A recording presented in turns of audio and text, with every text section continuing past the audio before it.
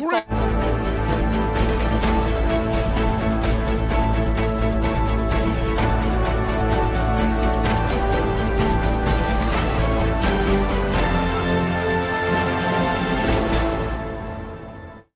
The Rob Carson Show is presented by Chapter, Medicare Guidance Simplified. You are about to hear the most interesting, informative, thought-provoking, and funny show in America. On air and on the World Wide Web. This is the Rob Carson Show. This is the Rob Carson Show, and by the grace of God, it is finally Friday. I turn it over to the Secretary of War. If Iran is putting mines in the water or otherwise threatening American commercial shipping or American forces, we will shoot to destroy. No hesitation, just like the drug boats in the Caribbean. There you go. Happy Friday, everybody. Under the sea, under the sea. It isn't better down where it's wetter, take it from me. We sank their Navy. Our Navy has gone down to defeat. They've taken down most of our fleet. Nowhere to hide, our ships reside under the sea. Yeah, they do. One by one our ships are sinking. U.S. forces have won the day. It's enough to make me start drinking as a torpedo heads my way. Our Navy faces complete destruction. Soon we'll have no ships in the sea. Hormuz has become one big graveyard. Drunken declare sweet victory. Began under the sea. Under the sea. Under the sea. Under the sea. How we abhor the ocean floor. It's not for me.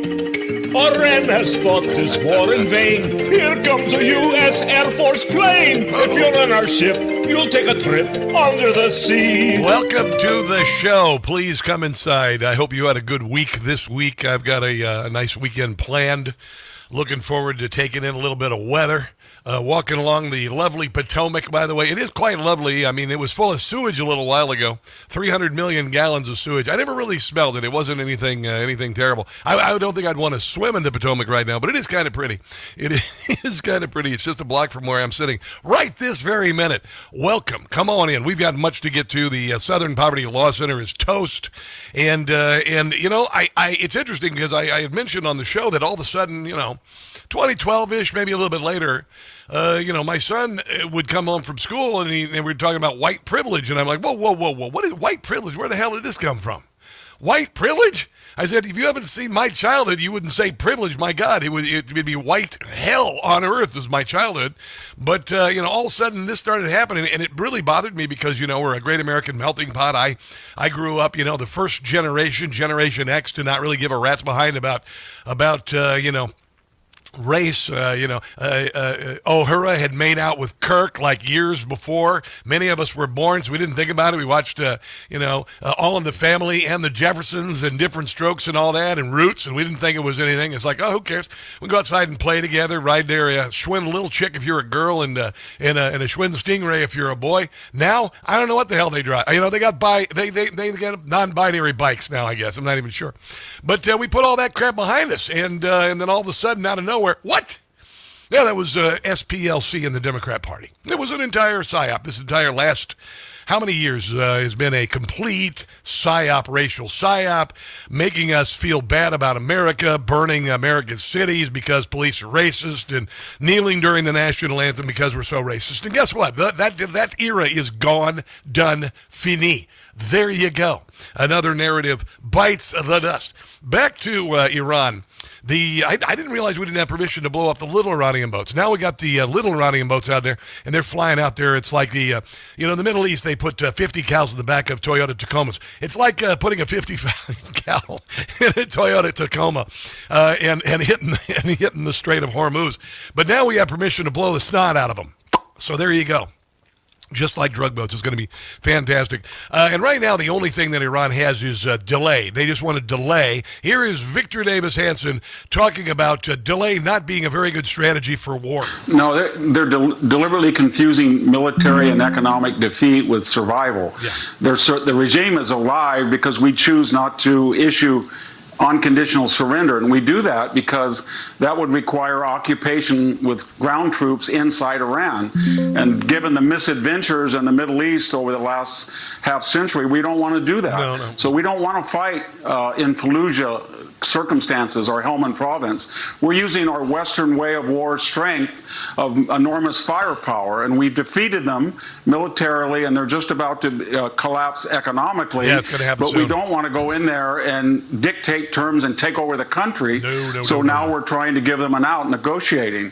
And they don't have very many cards that people can see they can play. My only suggestion is that if they're still sending their PT-like boats out in the waters of the Gulf, we can stop them, whether they're laying mines or not. If they're harassing ships, they don't have to do that. We can stop that. All the choices are in our favor, I know. and all they have is time. Their only strategy is delay, talk, Yeah. renegotiate, Yeah. hope the Europeans, hope the Asian importers, maybe the left in America can encourage them and drag it out to they're on the dawn of the midterms, and then they just hope the Democrats will take power, cut off funding, and impeach Donald Trump. That's not. And this is why the Democrats are rooting for our defeat, which is pretty disgusting. I mean, beyond disgusting. This is your Democrat Party.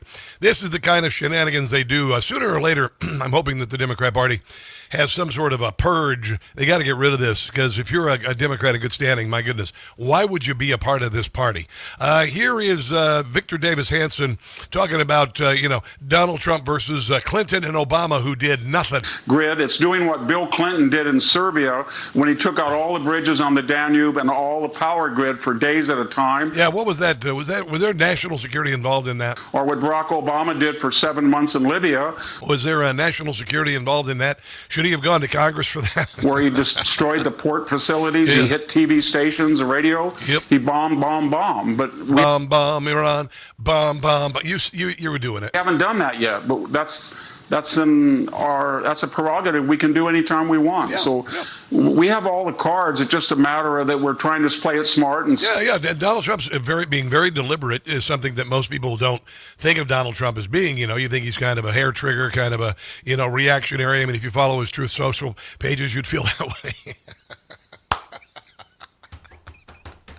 But in reality, he's pretty amazing. He's like, I'll just cut off all of their supplies and can't get any ships in and out and all that stuff, and you'll just wait it out. There you go. stop ground troops from suffering enormous casualties or even light casualties. Yep. So it's just a paranoia. We've lost fewer troops, about what we lose in training exercises. Obviously, the death is gigantic, but that's the truth. Because the left, the international left and the domestic left wants to call this off because they want Donald Trump to lose the midterms and to be humiliated. And they, to tell you the truth, they hate Donald Trump more than they like the United States. Oh, 100%. I mean, 100%.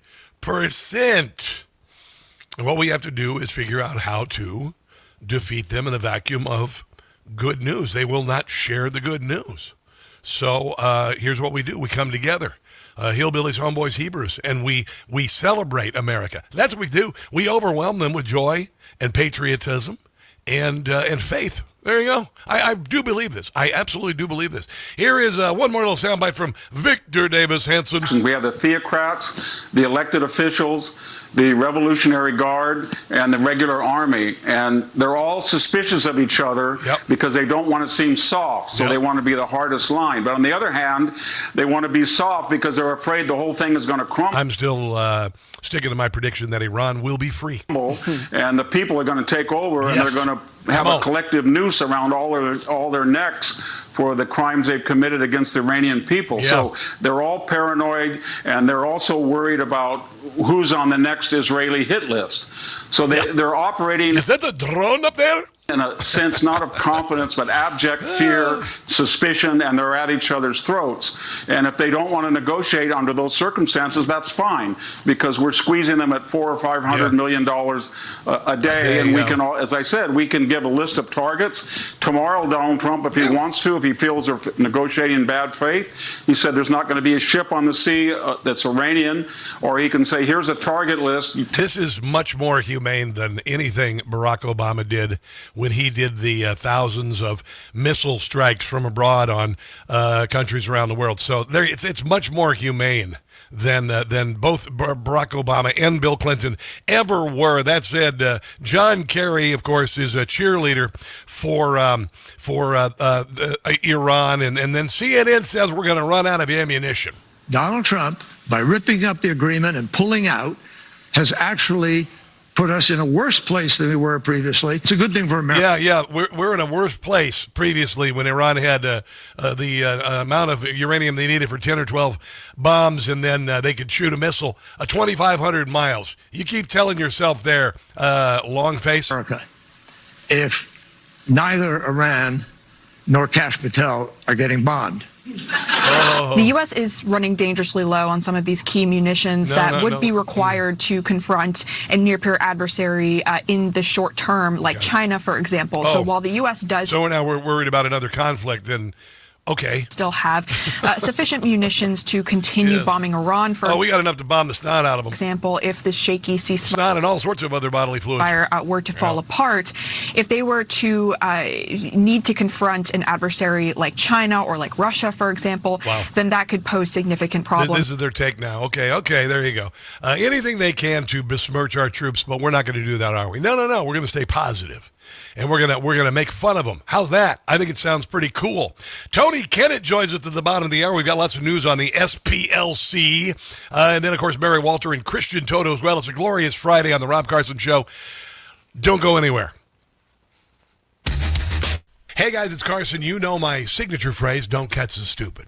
When it comes to Medicare, that's easier said than done. Medicare is overly complex, with thousands of plans, hidden gotchas in the fine print, and rules nobody really explains to you. Many people just pick something and hope for the best. That's why you need to know about Chapter. They're the only advisor that looks at every plan in the country, matches your doctors, your prescriptions, and your situation to a plan that fits your needs. When your call with Chapter is done, you know your doctors are covered. Your prescriptions are matched, and you go from, I hope I did this right, to, I know I did. That, my friends, is peace of mind. A call with Chapter is free for my audience, and there's no pressure to sign up. Call Chapter today. Here's the number, 27 Medicare. That's 27 MEDICARE. 27 Medicare for Chapter. No pressure. What's your excuse? Call 27 Medicare and don't catch the stupid yourself. Call 27 Medicare today.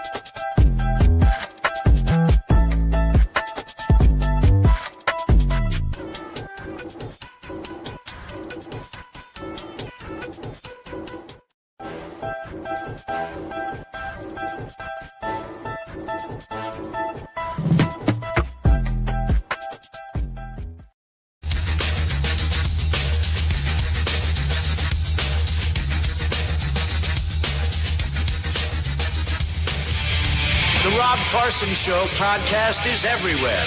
Go to newsmax.com/listen for details. It is a Rob Carson Show. By the way, my TV show is called Rob Carson's What in the World? What in the World? And it's on Newsmax twice in the weekends at exactly the opposite place you'd expect to find comedy. But I'm going to have you go there anyway. 3 in the afternoon on Saturday, 8:30 on Sunday night following Dr. Micro Savage. So here's the deal. Set your DVR, okay? If you can't make it on Saturday, definitely make it on Sunday night. And check it out. This week's show is off the hook funny. I write this show. I spend a lot of time on this little show. This little half-hour show takes me about 3 or 4 days to do. And I improvise, and it's funny, and Donald Trump loves the show. He watches it every week. He retweets me all the time when I post stuff up there. So I hope you'll check it out as well. It's Rob Carson's What in the World on Newsmax. Download the Newsmax app. You can go to newsmaxtv.com for listings, or of course, you can get a Newsmax Plus membership. That's what I have. I have a Newsmax Plus membership. I listen to it in the car, and then I watch it on YouTube TV when I'm at home. So there you go. I live in the state of Virginia. The Democrat Party thinks it has some sort of mandate to do things they did not have on their platform, did not warn anyone about. One of them, of course, was the gerrymandering of the state of Virginia to take away most representation, almost all representation of Republicans, even though half the state is Republican, only one representative and 10 Democrats, which is what actually started the Revolutionary War. And Virginia was one of the states to do that. So it's been held up by a judge and a court. It's going to go to the state Supreme Court. Ken Cuccinelli says there's a real good chance that's just going to bite the dust. Now they have to win 4 constitutional challenges, state constitutional to clarify, challenges, and they have to win all 4 of them to hold on to this referendum. I just don't think they can do it. There's some very basic processes in the Constitution for amending the Constitution that they ignored.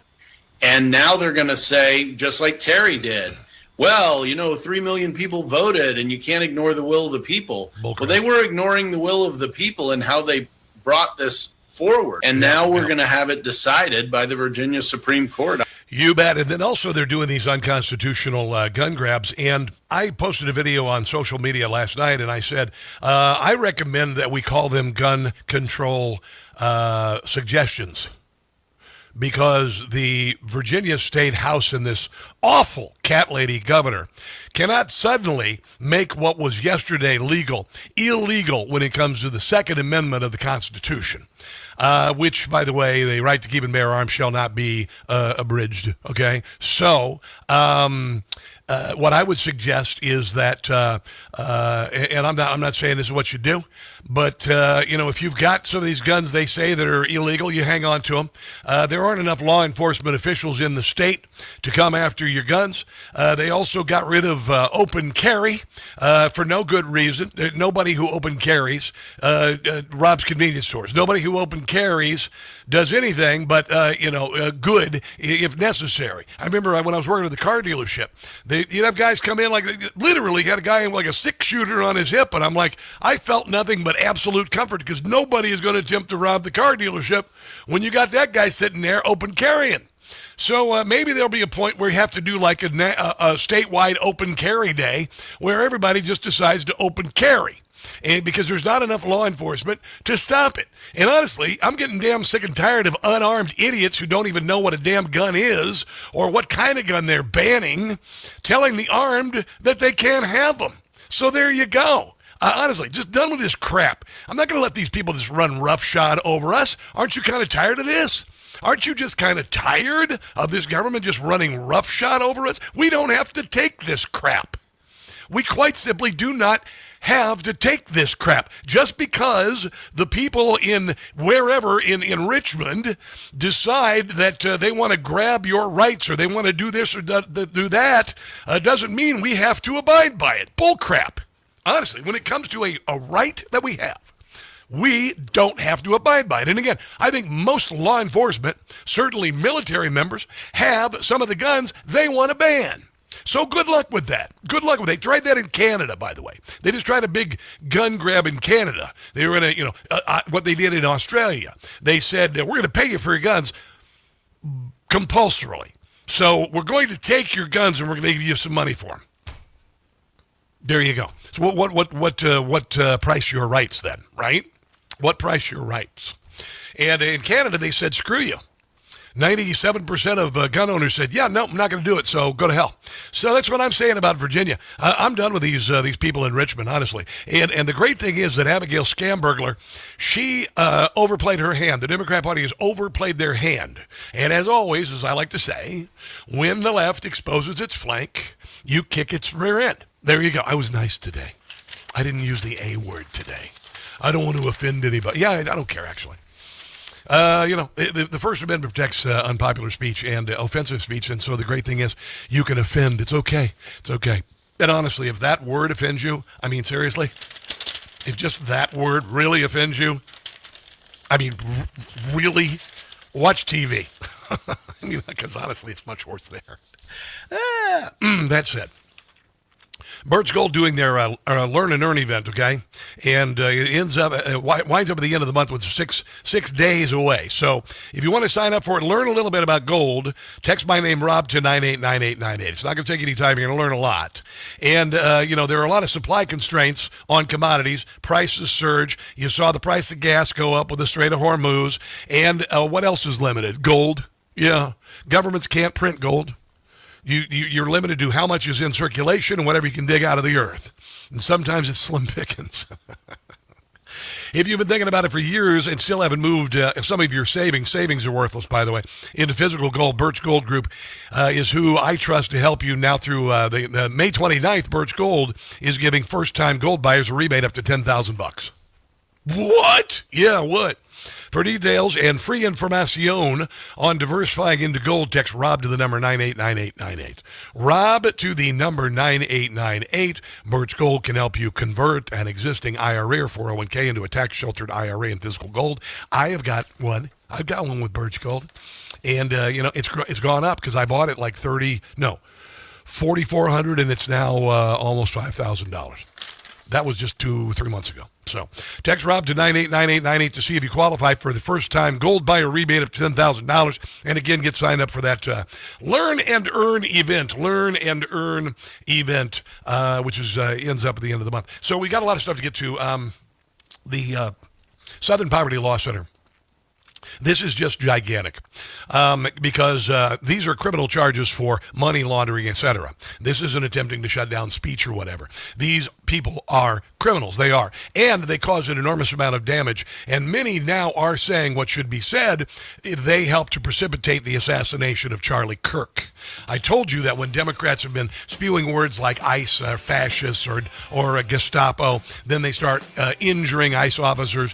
They've been using Donald Trump as a fascist, Donald Trump as a fascist, Charlie Kirk as a fascist, and it's ended up on shell casings when they killed Charlie Kirk, when they attacked and killed some kids at a Catholic daycare in Minneapolis. This is what happens, and the SPLC must be held responsible. Tony Kinnett from the Daily Signal joins us on the other side of the break. Don't go anywhere.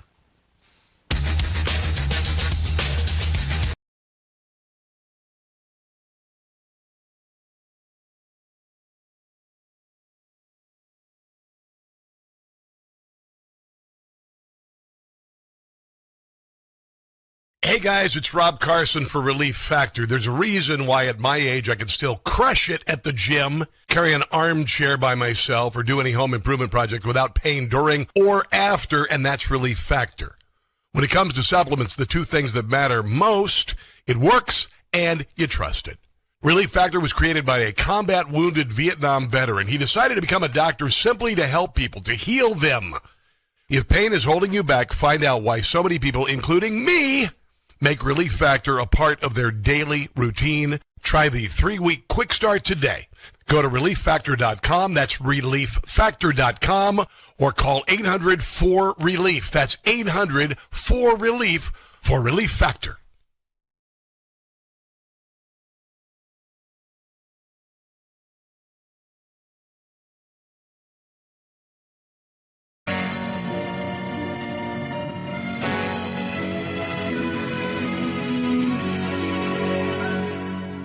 T-D-S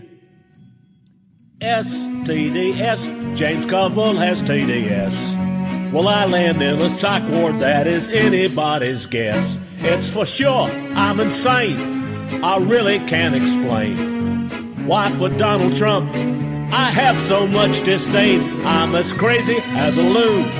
I'm gonna crack up soon. It's expanding like a big balloon. It's gotten even worse. It's gonna be my curse. TDS, TDS, TDS. TDS, TDS. Is it derangement? I say yes. Whenever Trump is mentioned, I become a giant mess. He causes me such pain, pain I can't contain. Of my existence, he has been a bane, like Ellen and Rosie. In our brain, he lives rent-free, driven me as crazy as can be. It's something I can't shake. How much more can I take? TDS, TDS, TDS.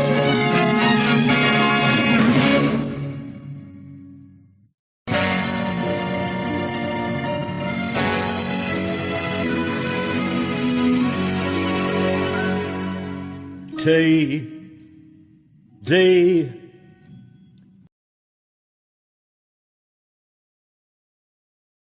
Hey guys, it's Carson. I just got a ghost bed. Yeah, no, pay attention here, because I've been sleeping on a foam mattress since I moved to the Washington, D.C. area, which is like sleeping on the sponge in your sink. Ghost Bed doesn't build mattresses like furniture. They build engineered sleep systems. Their beds are serious health equipment. Beds designed for relief and recovery, not looks, not fluff. Your body should be healing while you sleep, not fighting for comfort. I have been sleeping past 7 a.m. on my Ghost Bed. It's unbelievable. If you wake up stiff, you toss and turn, if you sleep hot, even reaching for a pain reliever before bed, hoping tonight will be different, that's not aging. It's your mattress talking. Another great thing I love about Ghost Bed, you get 101 nights to try it at home. If you don't like the difference, you can send it back risk-free. Ghost Bed is offering my audience their lowest prices of the season, plus an extra 10% off. Go to ghostbed.com/Carson. Use promo code Carson. That's ghostbed.com/Carson. Promo code Carson. You are going to love your new Ghost Bed.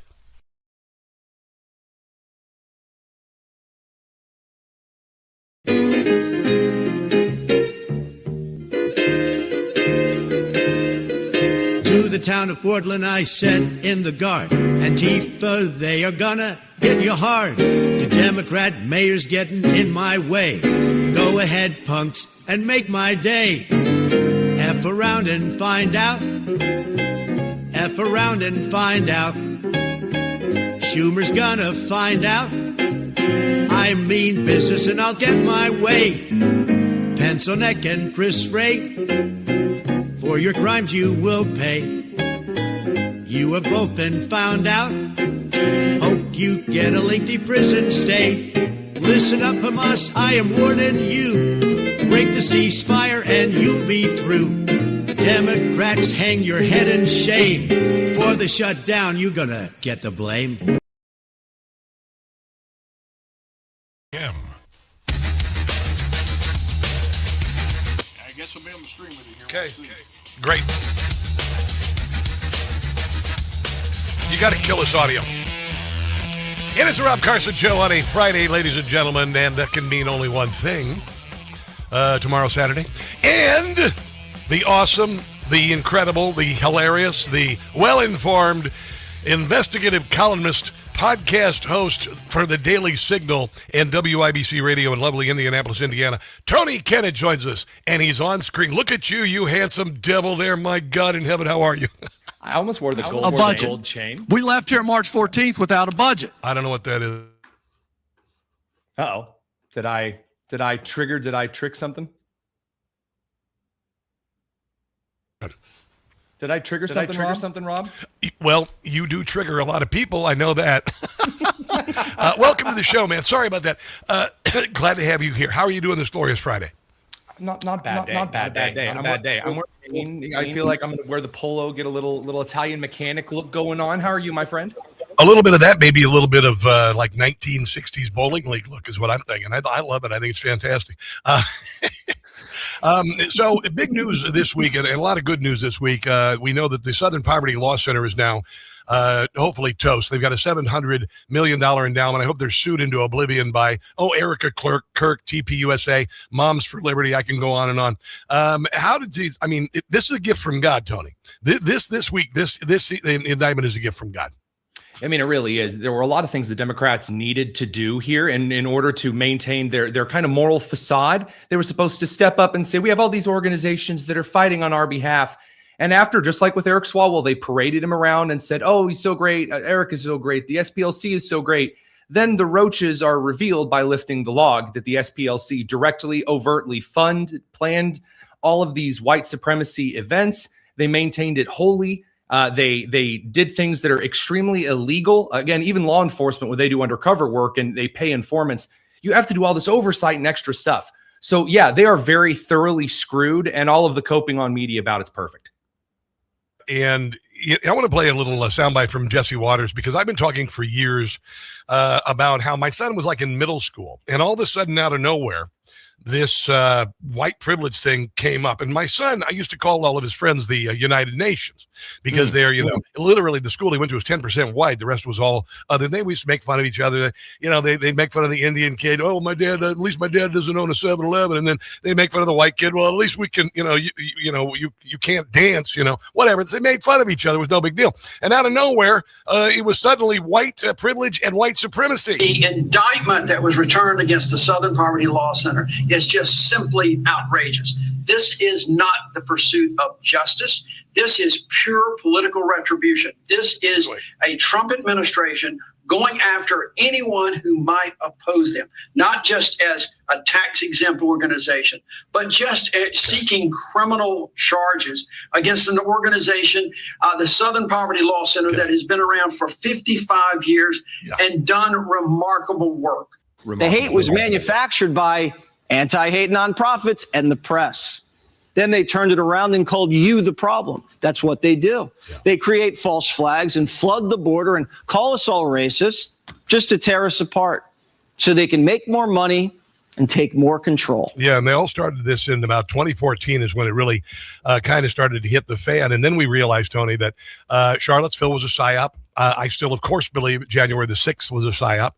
And if you don't believe that, then why wasn't there another rally like the one in Charlottesville after this?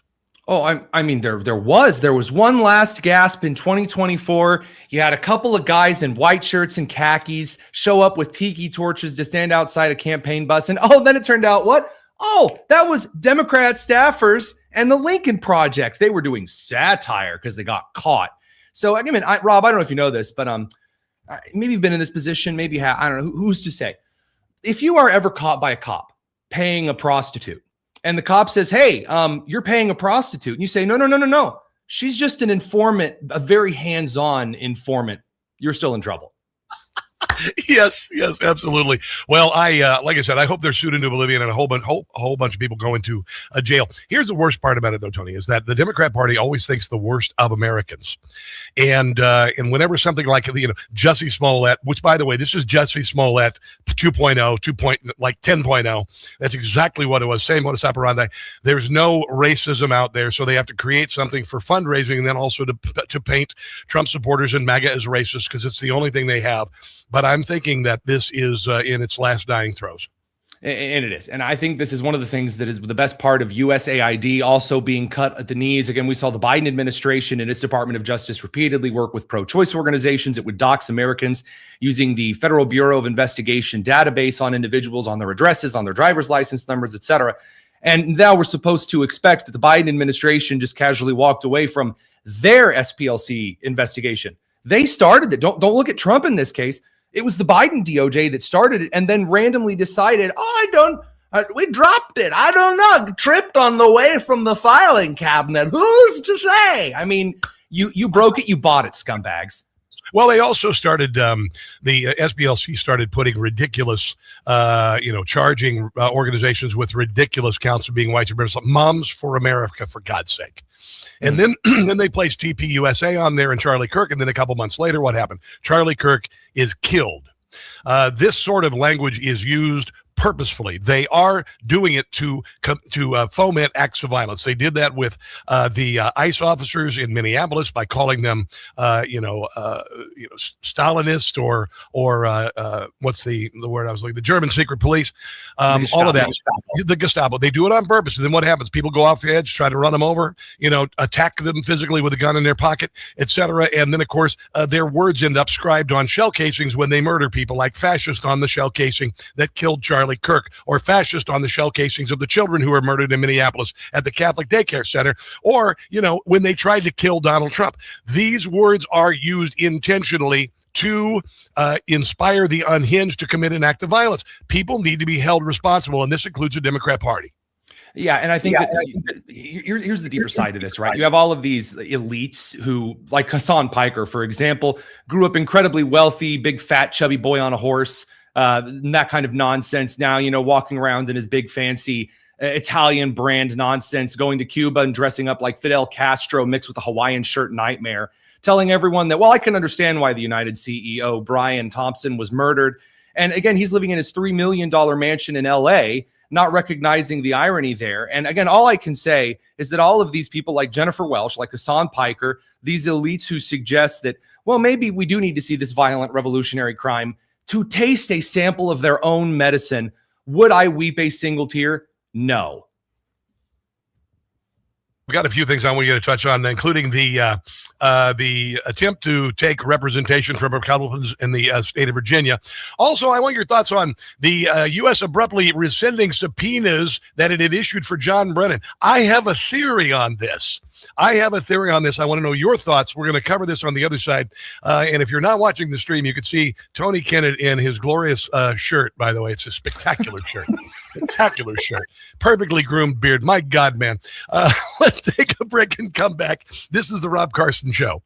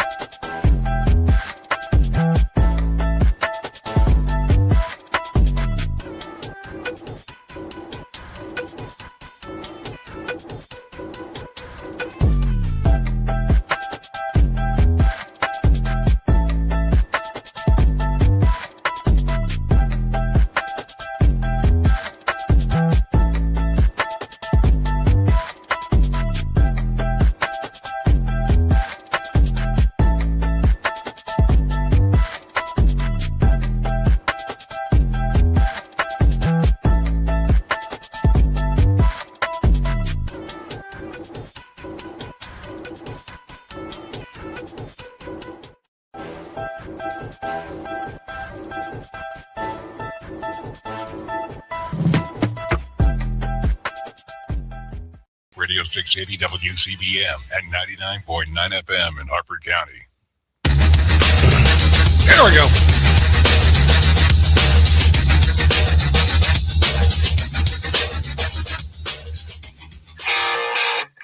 Now they have to win 4 constitutional challenges, state constitutional to clarify, challenges, and they have to win all 4 of them to hold on to this referendum. I just don't think they can do it. There's some very basic processes in the Constitution for amending the Constitution that they ignored. Yep. And now they're going to say, just like Terry did, well, 3 million people voted and you can't ignore the will of the people. Well, they were ignoring the will of the people and how they brought this forward. And now we're going to have it decided by the Virginia Supreme Court. I think it's going to do a faceplant. I'm hopeful for that. Tony Kinnett, what did you think about that? And right now, the thing has been stayed by a judge and then also by a court in the state of Virginia. What do you think, man? I'm going to give everyone a little insider. Give everyone a little inside sneaky scoop into how this works. So whenever you're in show business and right after a big case like this, you want to get the guy, especially the guy that you know that's a friend. And so I reached out to Ken Cuccinelli and I was like, my man, my former Virginia Attorney General dude, tell me you're going to come on the Tony Kinnett cast, and you are going to hang out with us and talk about this case. And he said, Tony, I'm sorry, Scott Jennings has already booked me for the day. So we clipped that clip that you just pulled from Then Again Lay with Tapper. Yeah, I mean, they wrote this constitutional amendment, as Cuccinelli points out, like a Facebook terms and services agreement, which is illegal in the state of Virginia, or the Commonwealth of Virginia, excuse me. Yeah. And then they also on the ballot, the actual referendum question was so bloody misleading. It's like, that's what I mean. Vote yes, it's fair. And then and if you vote no, puppies will die. I think they included. That's exactly what's illegal. Really. I mean, that's the thing. Yeah. Crap. I mean, and by the way, I talked to a Republican in the state legislature on anonymity who told me that they had kind of noticed this on the Republican side of the aisle about 5.5 weeks ago. And they said, we just kind of sat back and thought, if they actually move forward with the question this way, it won't matter whether everyone votes yes or no, because the question violates how United States trade law works in a contract. And it also violates the law and legal precedent, both federal and at the Commonwealth level in Virginia. So they're really screwed. I think it's going to get tossed by May. I hope so too. Also, they're doing all these restrictions on the Second Amendment. I'm calling them, instead of gun control regulation, I'm calling them gun control suggestions. Bull crap. It's not going to stop me from owning whatever I want to friggin' own. There are not enough law enforcement in this bloody state. You cannot make something that was illegal or legal yesterday illegal because you're in power. You didn't. It's not on your state platform. You didn't campaign on it. You can't just suddenly leap into power and do it. They took away open carry. I'm suggesting that we at least a couple times a year do open carry day in the state of Virginia. There's not enough law enforcement to handle it. We cannot just have unarmed idiots, academics, just tell us that we have to restrict our Second Amendment rights that we had last week this week. What do you think? I mean, I think that I've been watching the comment section over the crew on Rumble talking about what their what their carry, their go-to is. And Abigail Spanberger's crazy, insane policy would make it so that, again, when I stop by your studio, as I do when I am in DC, that I wouldn't be able to have on me this beautiful HK VP9 My Dear Pride and Joy, because the studio is considered a pseudo-public corporate space in Virginia context. And that's ridiculous and insane. And by the way, most law enforcement and ex-military have these weapons in their possession and gladly carry them. So the new head of Geneva, in charge of the investigation of the deep state conspiracy, they rescinded subpoenas it had issued for John Brennan. I heard Jesse Waters the other day say they need someone to sing. They need a big name to sing. I'm wondering if Brennan is going to sing to save his ass from life in prison. I've got kind of a different take on this, actually. So according to the Associated Press, because again, people don't read the articles when they're bragging about these big headline kind of things online, quote, a small handful of subpoenas were known to have been issued over the weekend for witnesses to appear before a grand jury in Washington. But investigators on Monday evening informed lawyers that subpoenas were being withdrawn in favor of requests for voluntary interviews, meaning they went to Brennan and said, wanted to show up and save us all this crap. And then we don't have to go do all of this nonsense. Maybe, again, you get a favorable deal, as you were alluding to here. Yeah, I mean, that's the Associated Press, not me. Mm-hmm. Well, I don't know. I'm hoping somebody sings.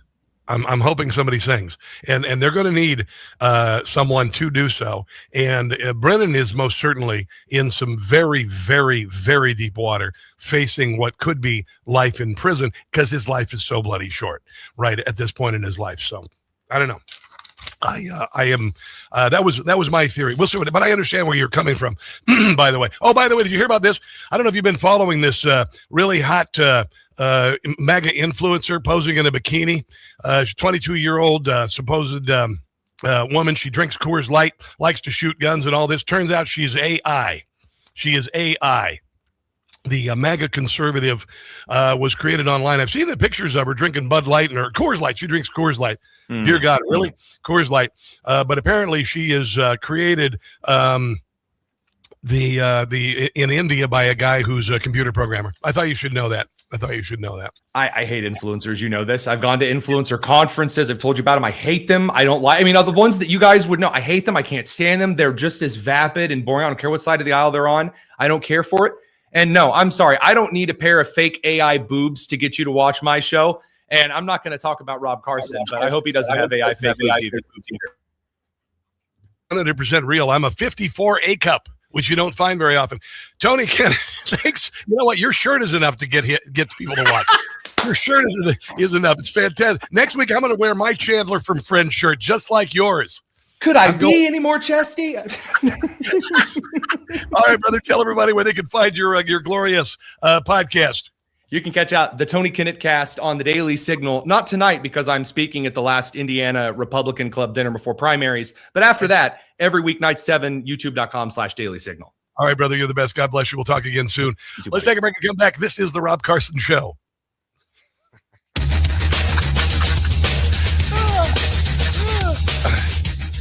Veterans and active duty service members, when your call to service ends, your mission doesn't have to. Go from GI to IT in just a few months at My Computer Career. Prepare for a high-demand career in cybersecurity, protecting people, systems, and institutions from real cyber threats. Cyber warriors are needed now.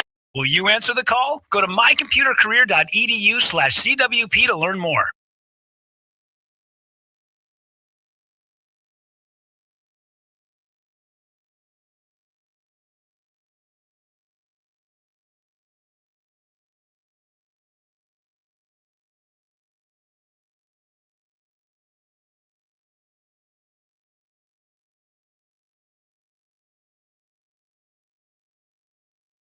Talking to my Turn kids. your book idea into publishing I was just gold. talking to my kids. 800. Anyway, hope you're doing well, guys. 800. It's been a crazy week, and I'm glad the weekend is finally here.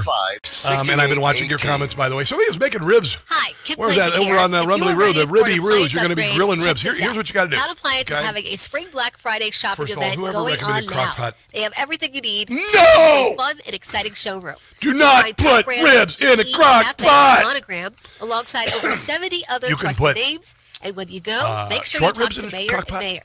They're absolutely wonderful to work with, and they'll keep baby you back ribs under budget. in the crock. Zero pressure. And if you do, I will smack them out of your hands. Financing Okay? options too. Check out their put them. website If at you don't, if you don't have a smoker, you got to rub them. I'm Alan Ellis. Then you got to put them in the oven, 250 for about 3.5 hours. 5 to 7 a.m. Take them out, face down on the grill, face up on the grill, brush with sauce, shut the grill. There you go. Hear the news, okay? Then talk about it. But do not cook baby back or St. Louis style ribs in the crock pot. Shame on you. Pot roast, yes. Not baby back. There you go. 99.9 FM. Sorry for me to talk. Sorry about that. Here we go. In about 4 minutes.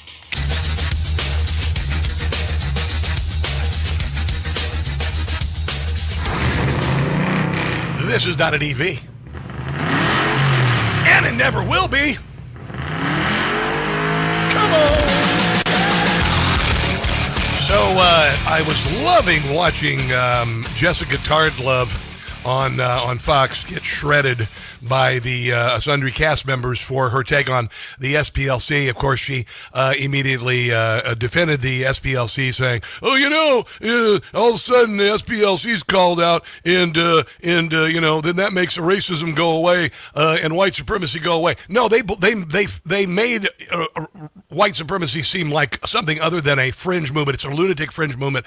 Very, very few, a tiny percent, probably fewer than there are transgendered people, are white supremacists in our country. Here's Greg Gutfeld eating her for lunch. And it's what exposed. Hate crime hoax? The liberal goes, Justice Smollett, anyone? No, I didn't how about say the banana peel on the bench? Yeah. How about the... Got her voice, right? Am I right? I mean, shrill, right? Oh, you can't say that. It's sexist. I don't care. Her voice is shrill. Omar shooter is a banana peel. What hoax have you actually seen here? You don't think that hundreds of people showed up at the Unite the Right rally that weren't this informant, that weren't persuaded by his vehicle that got them there? Who was the informant? I don't. What? You don't know. Was it the leader? An informant is not a leader.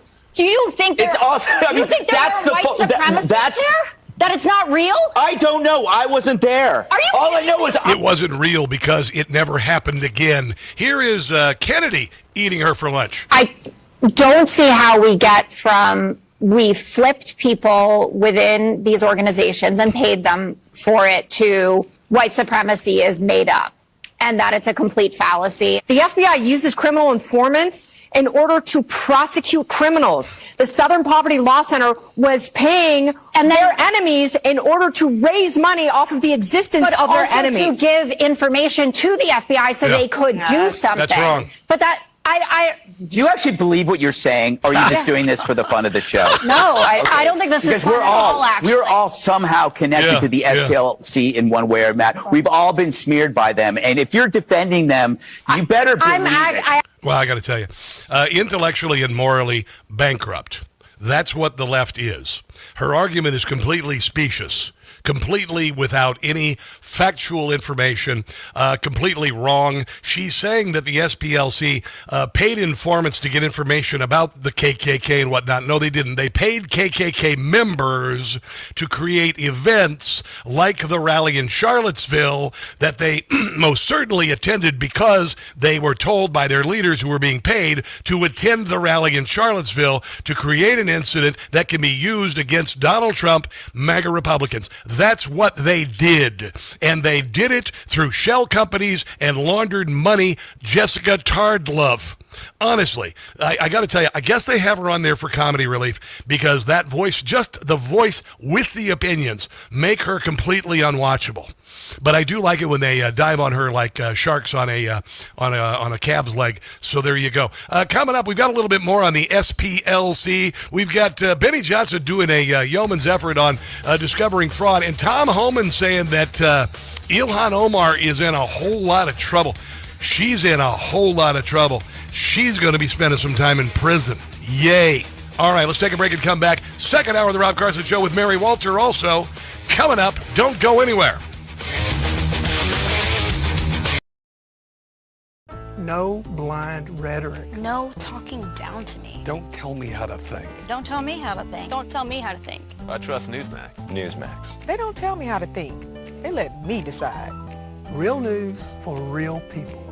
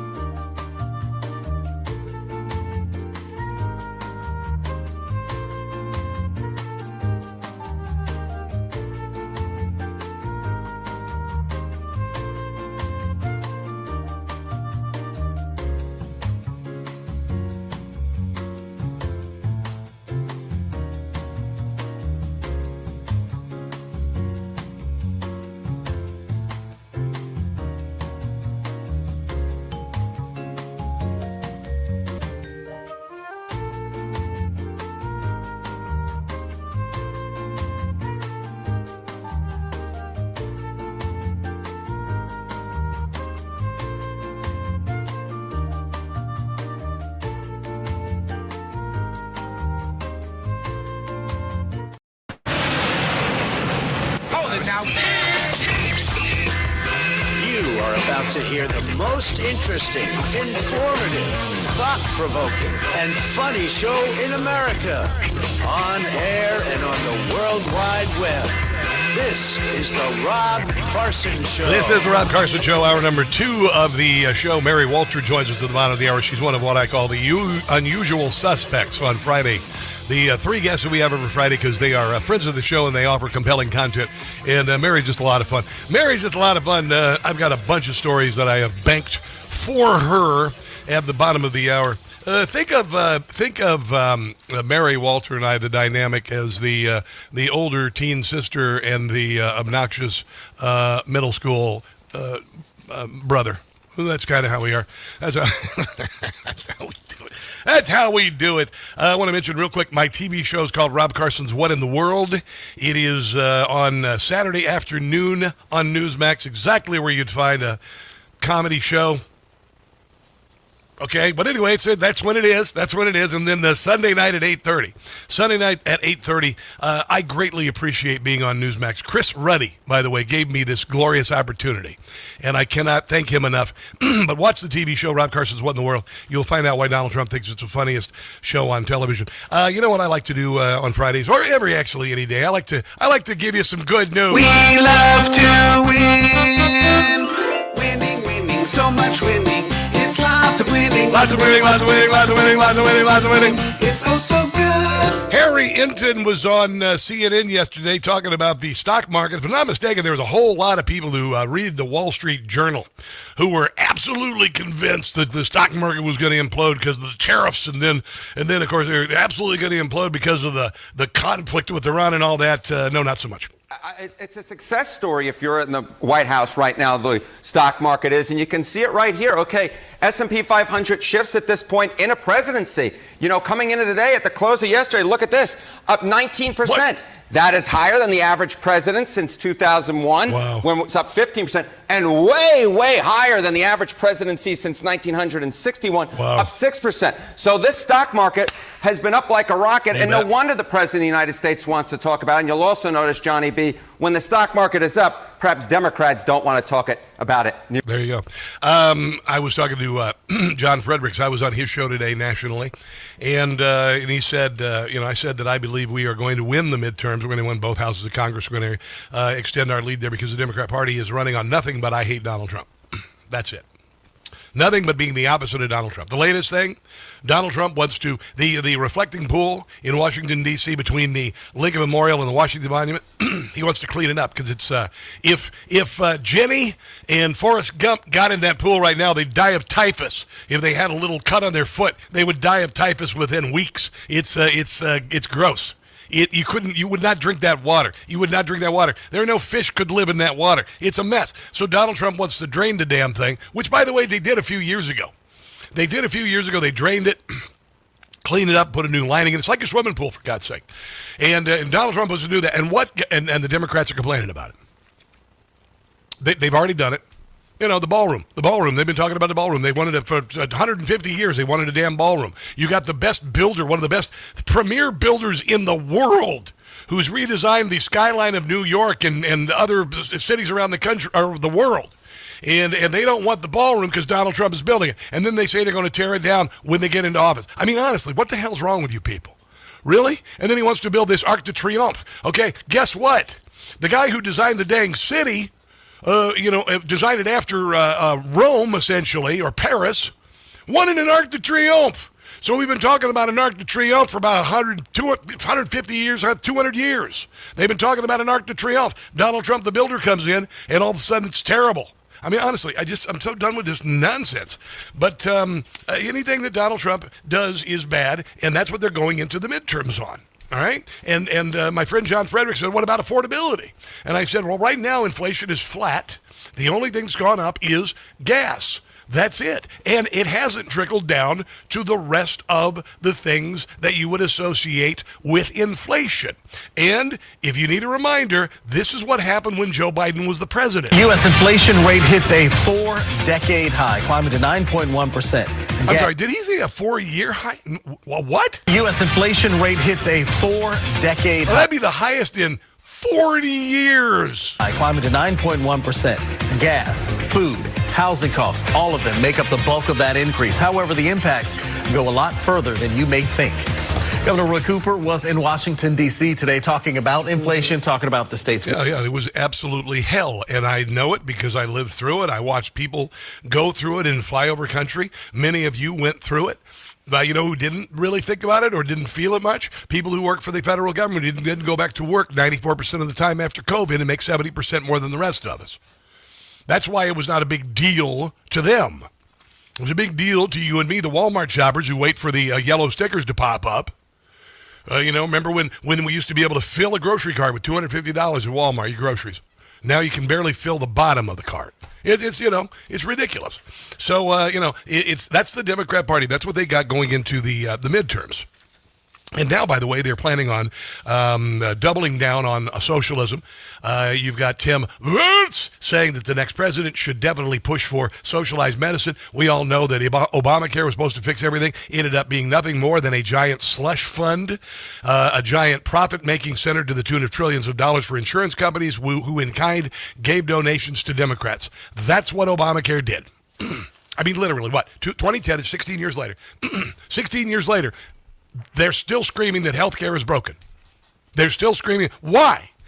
They said it was going to be fixed. Why in the hell? We spent trillions of dollars on this. Why is it going to be? Because the Democrat Party is broken.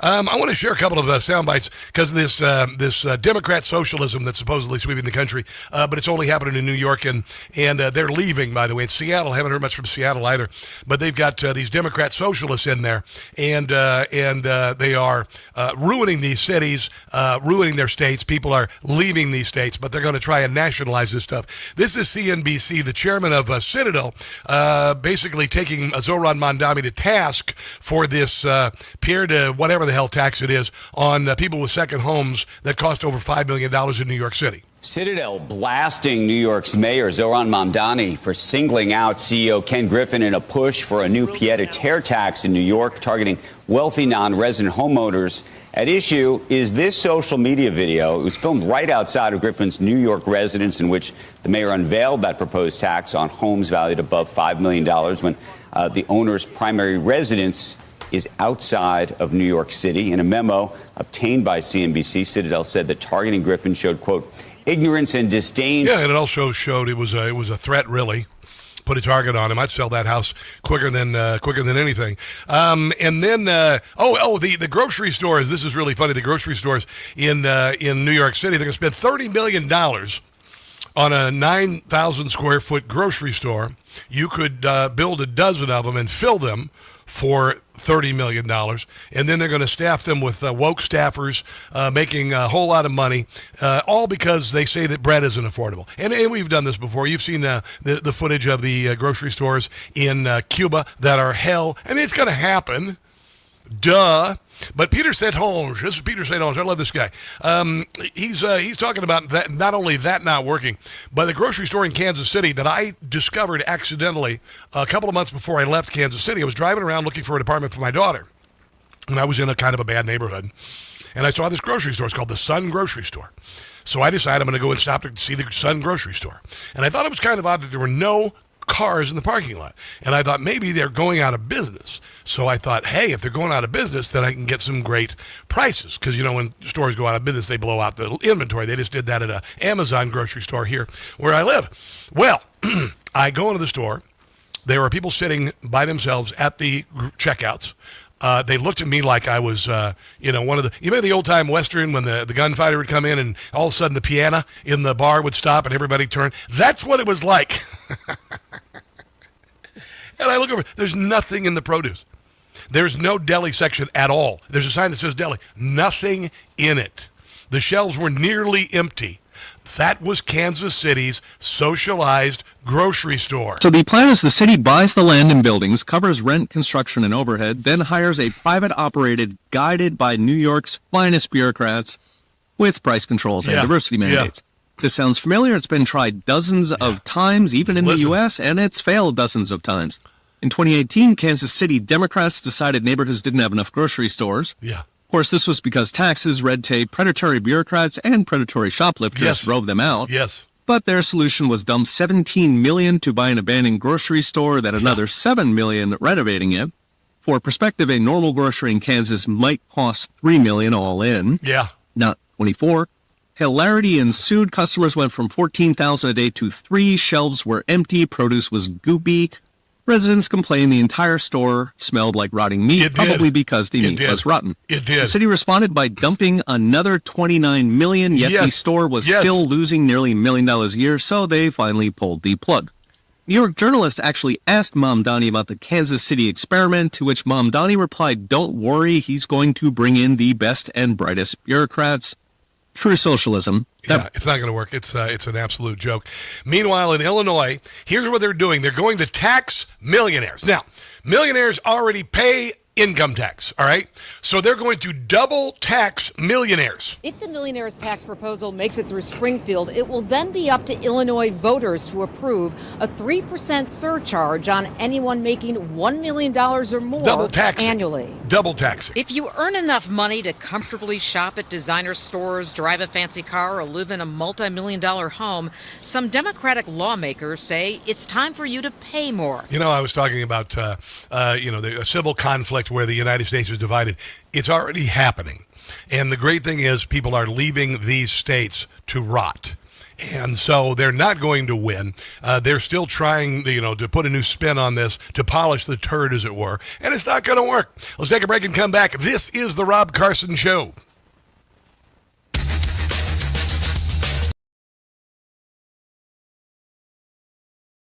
Hey guys, it's Carson. If you are on Medicare or about to be, you could be overpaying right now and never know it. Here's why. Millions of seniors are in a plan that doesn't fit their needs. Because Medicare is complicated, many brokers just steer people into plans that pay them the most. That's absurd. That is so absurd, I decided to write a little slogan for it. Medicare sure ain't fair, and choosing a plan is a bear. Pick a plan with a broker if you dare, and you might end up with a scare. Okay, listen, it's a little rough. You need to know about Chapter. They're the only national advisor that looks at every plan in the country, matches your doctors, your prescriptions, and your situation to a plan that fits your needs. With Chapter, you'll see what a plan actually costs when you need it, not just the $0 some plans advertise. Your doctors are covered and your prescriptions are too. You'll have confidence you have the coverage you need. A call with Chapter is free, takes about 20 minutes. If you're turning 65 or are already on Medicare, call 27-MEDICARE. Again, that's 27-MEDICARE. Call 27-MEDICARE today.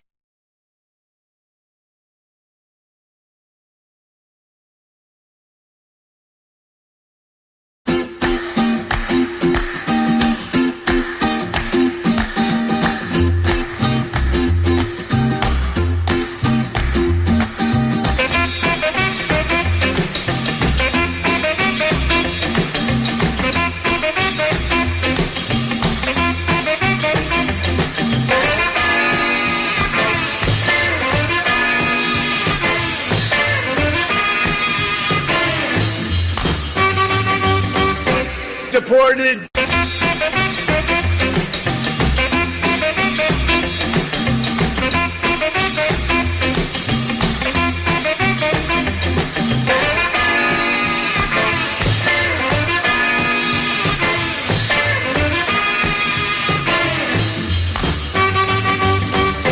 Deported.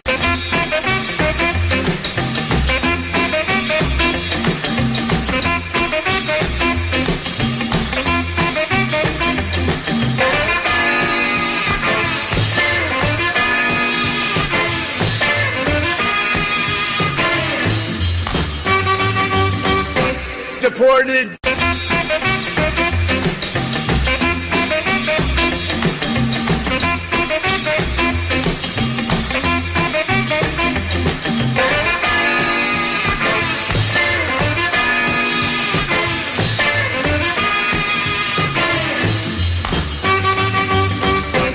Get him out.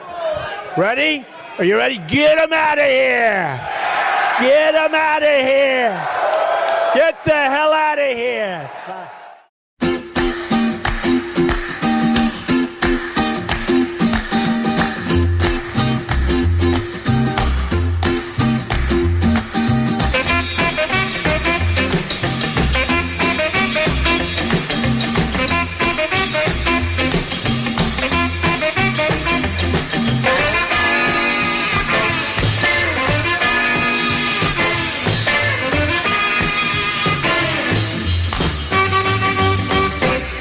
reported.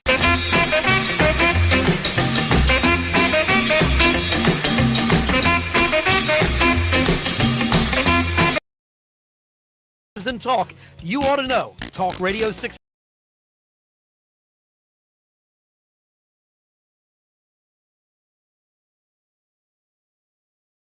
Family and co-workers to turn on Talk Radio 680 WCBM and 99.9 FM in Harford County.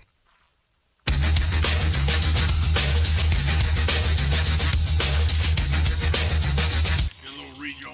Dig it.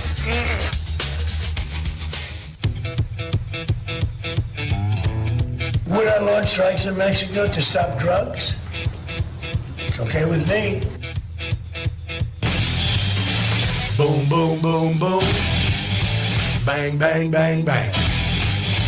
Boom, boom, boom, boom. How, how, how, how. These are the Democrats running for governor of the state of California.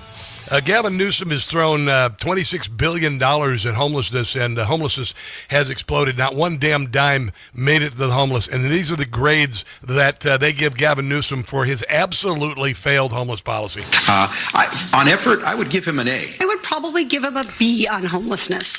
I don't think this has been an easy problem to solve, but I do give him a lot of credit for calling attention to the problem. When he campaigned 8 years ago, he was talking about housing when nobody else was. Wow, by the way, I'd love to be in your class, Katie, if you get a B for what Gavin Newsom's done on homelessness. My goodness. Yeah, by the way, here's what the candidate said. Katie Porty gave him a B, an absolute failure. Matt Mahan, a B, and a D on implementation. You moron. Shut up. Implementation is all that matters, you moron. Javier Becerra, an A for effort. Oh, my God in heaven. Chad Bianco, a F. Steve Hilton, an F. Tom Steyer, a B minus. I like Hilton, by the way. I like Bianca. I like Chad. I just don't think he's up to the task.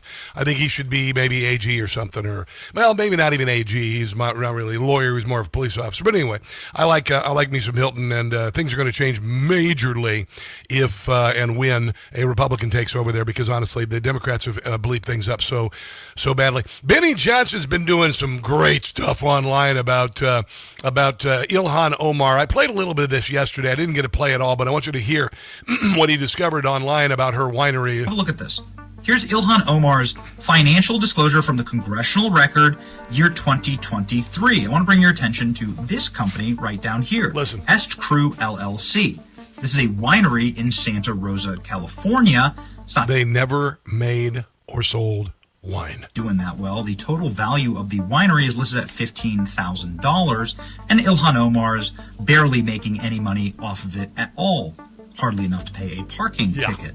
Yeah. Okay, that's fine. Nothing really mysterious there. Businesses fail all the time. Sure. But go ahead and look at her filing for 2024, and you'll find that Est Crew Winery, the same company, in the same location, is now worth $5 million. Now, that's incredible. That's not a bookkeeping error, by the way. Going from $30 million in value, now she says he's worth less than $100,000. This is all the evidence. Up from $15,000.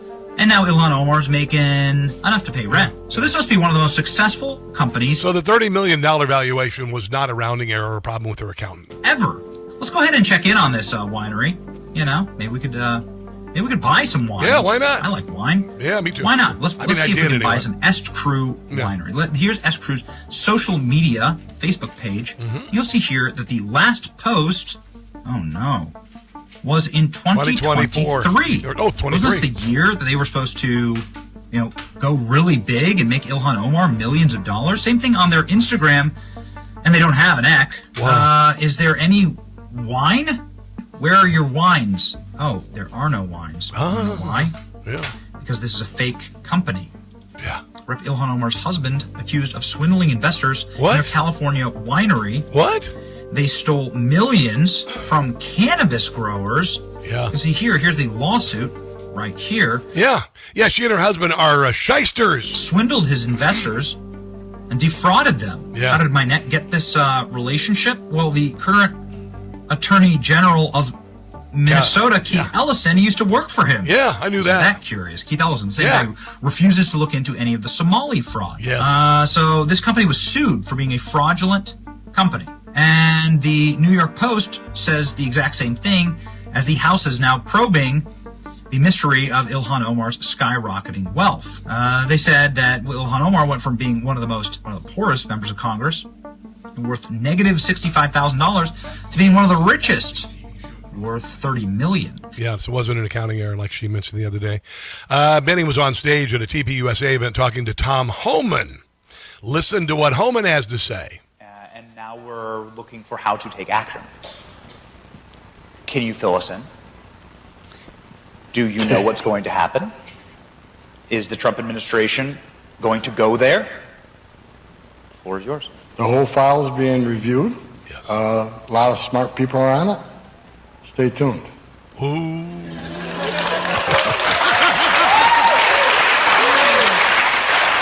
It's very obvious, and I'm literally praying that she goes to prison and then is denaturalized and deported from the country. What a mouthy, awful human being she is to come here from the meth lab trailer park of the world and do nothing but the last 20 years badmouth America and steal from taxpayers. It really is ridiculous. Jesse Waters was talking about the Democrat Party, and I told you, the Democrat Party is the largest crime family, the organized crime family in the history of the entire world.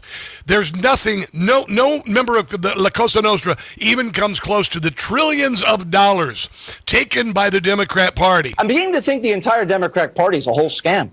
What is it really about? Stealing money, flooding the country with illegals, and calling us racists. Yep. That's it. Yep. Every time you look under the hood, all you find are scams. COVID. Wait a second, Fauci funded the lab where the virus came from? Yeah. What? Somali daycare, $19 billion. Wait a second, there's no children in the daycare center. What happened to USAID? Oh, yeah. None of the money left D.C. It all went to Democrats there. It did. Everything. Russia, Hunter. Whatever happened to the Green New Deal? Yeah. It was about $1 trillion, right? No, it was where are the windmills? 1.5. Where are the solar panels? Where'd they go? I haven't seen anything. They haven't even built the little charging stations for the EVs. Gone. Where did it go? How about Omar? Omar, the other day, was worth $100,000. Next month, she was worth $30 million. Yeah. Then she went back down to $100,000. How does that happen? They put Donald Trump on trial because of a bookkeeping thing, and she just gets away with it. Yeah, it's like I said, we've got to stay the course. We've got to stay positive.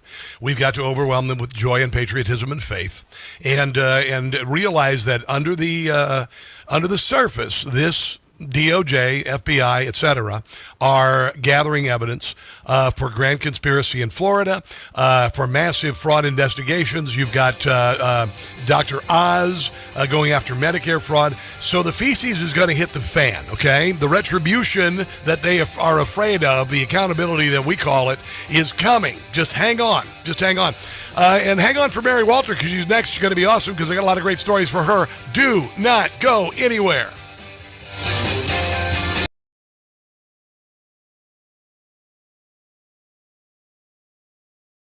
Hey guys, it's Carson. I just got a ghost bed. Yeah, no, pay attention here, because I've been sleeping on a foam mattress since I moved to the Washington, D.C. area, which is like sleeping on the sponge in your sink. Ghost Bed doesn't build mattresses like furniture. They build engineered sleep systems. Their beds are serious health equipment. Beds designed for relief and recovery, not looks, not fluff. Your body should be healing while you sleep, not fighting for comfort. I have been sleeping past 7 in the morning on my Ghost Bed. It's unbelievable. If you wake up stiff, you toss and turn, if you sleep hot, even reaching for a pain reliever before bed, hoping tonight will be different, that's not aging. It's your mattress talking. Another great thing I love about Ghost Bed, you get 101 nights to try it at home. If you don't like the difference, you can send it back risk-free. Ghost Bed is offering my audience their lowest prices of the season, plus an extra 10% off. Go to ghostbed.com/Carson. Use promo code Carson. That's ghostbed.com/Carson. Promo code Carson. You are going to love your new Ghost Bed.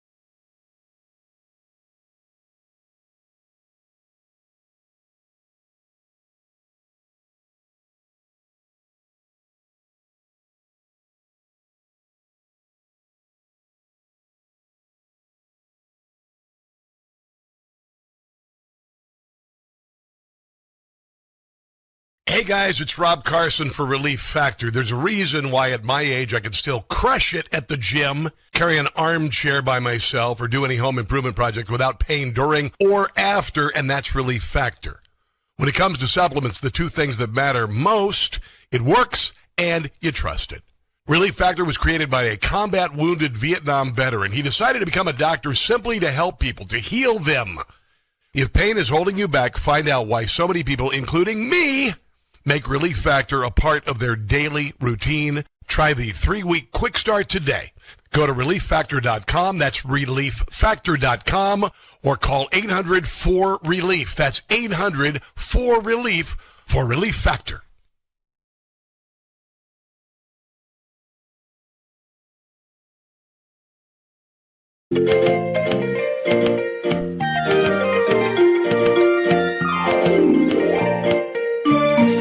Under the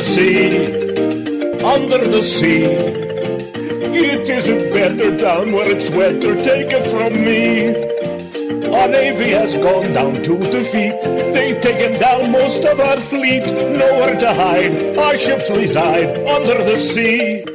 One by one our ships are sinking, U.S. forces have won the day. It's enough to make me start drinking as the torpedo heads my way. Our Navy faces complete destruction, soon we'll have no ships in the sea. Hormuz has become one big graveyard, drunken declare sweet victory. Began under the sea, under the sea.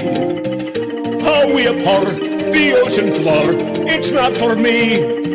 Iran has fought this war in vain. Here comes a U.S. Air Force plane. If you're on our ship, you'll take a trip under the sea.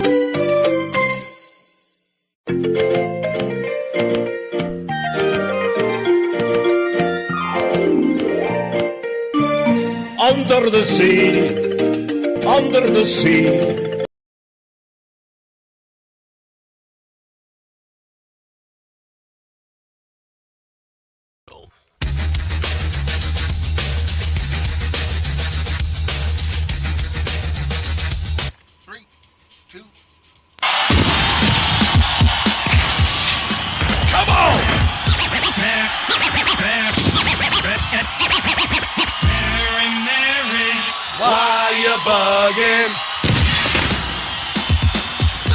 Mary, a few weeks ago, said that this music was really about me.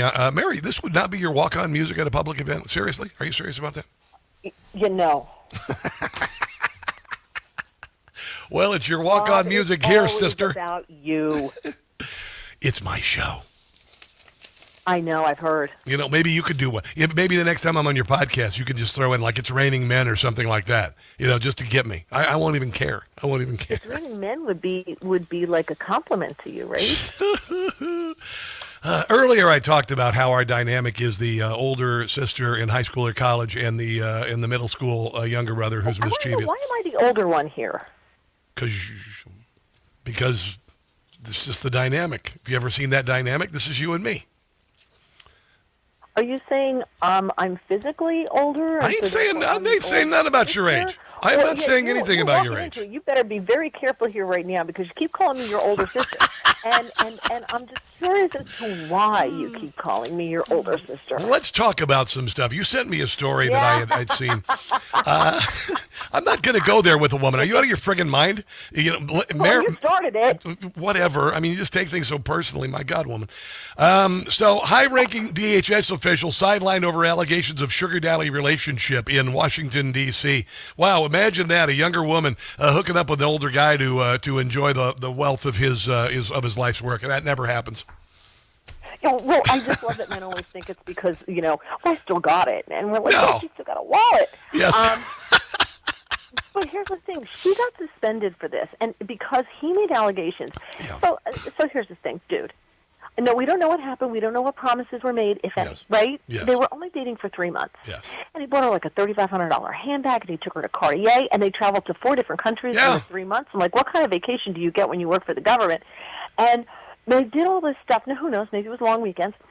But no one put a gun to his head and made him do this. I know. But he got all bent out of shape because he found her on another website, on a website called Seeking, which is apparently like you're seeking for certain relationships, you know, and she was seeking for someone who had means. Like that's what she was honest about what she was looking for. They met on Hinge. So here's my thing. No one takes advantage of you without your permission. That's number one. Yeah, all right? 100%. And if men weren't so delusional about what they're bringing to the table, this would never have happened. You know, it's funny. Occasionally, I've got a Match.prom. Match.prom. It's for high schoolers. No, Match.com profile, and I've never gotten anything out of it but pen pals, to be quite honest. And every once in a while, someone very young will approach me, and I literally write her like, "Girl, I'm not interested in this. I think you need a dad. You don't need me." Just tell her I work in radio, and they all go, "Okay, you don't have what I'm looking for," and they walk away. It's 100%. But, you know, there are legitimate, loving relationships between younger and older. You've got, Caroline Levitt. Her husband is my age. He's a year older than me. They got two children, one in the hopper and one on the toddler, and you know that's cool. But by and large, most women who are in their 20s don't go, "I want a piece of that 65-year-old guy," you know. Yeah, they're just, you know, right. Yeah, they want the piece of the boat. Yeah, so, but I feel badly. He made allegations now because he's all butthurt. Yeah. He's acting like a 13-year-old girl. Yeah.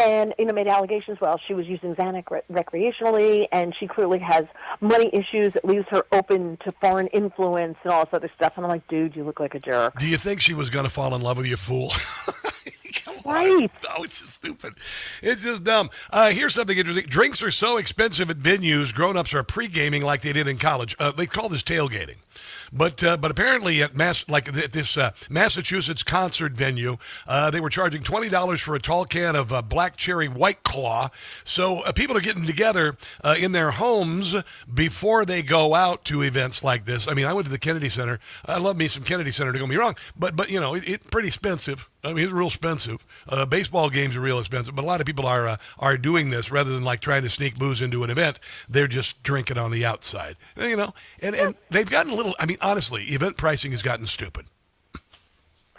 It's always been stupid. I know. But I'm just waiting. There are so many event places that are pricing themselves out. Yes. Disney is learning that lesson, right? Yes. So if people would just, first of all, can I just say with Disney, your 1-year-old, your 2-year-old isn't going to remember a damn thing about Disney. Yes. So Yes. stop. Wait until they can at least have a memory, right? Like they're not going to remember it at all. Yes. And it's not Mecca. It's not like the Hajj that you have to make your pilgrimage with your children to Disney. It's not there. Learn to what my parents did. They're like, no.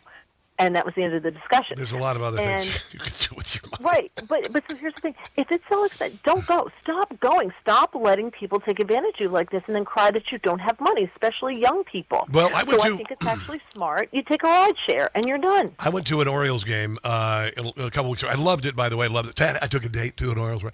$45 for parking.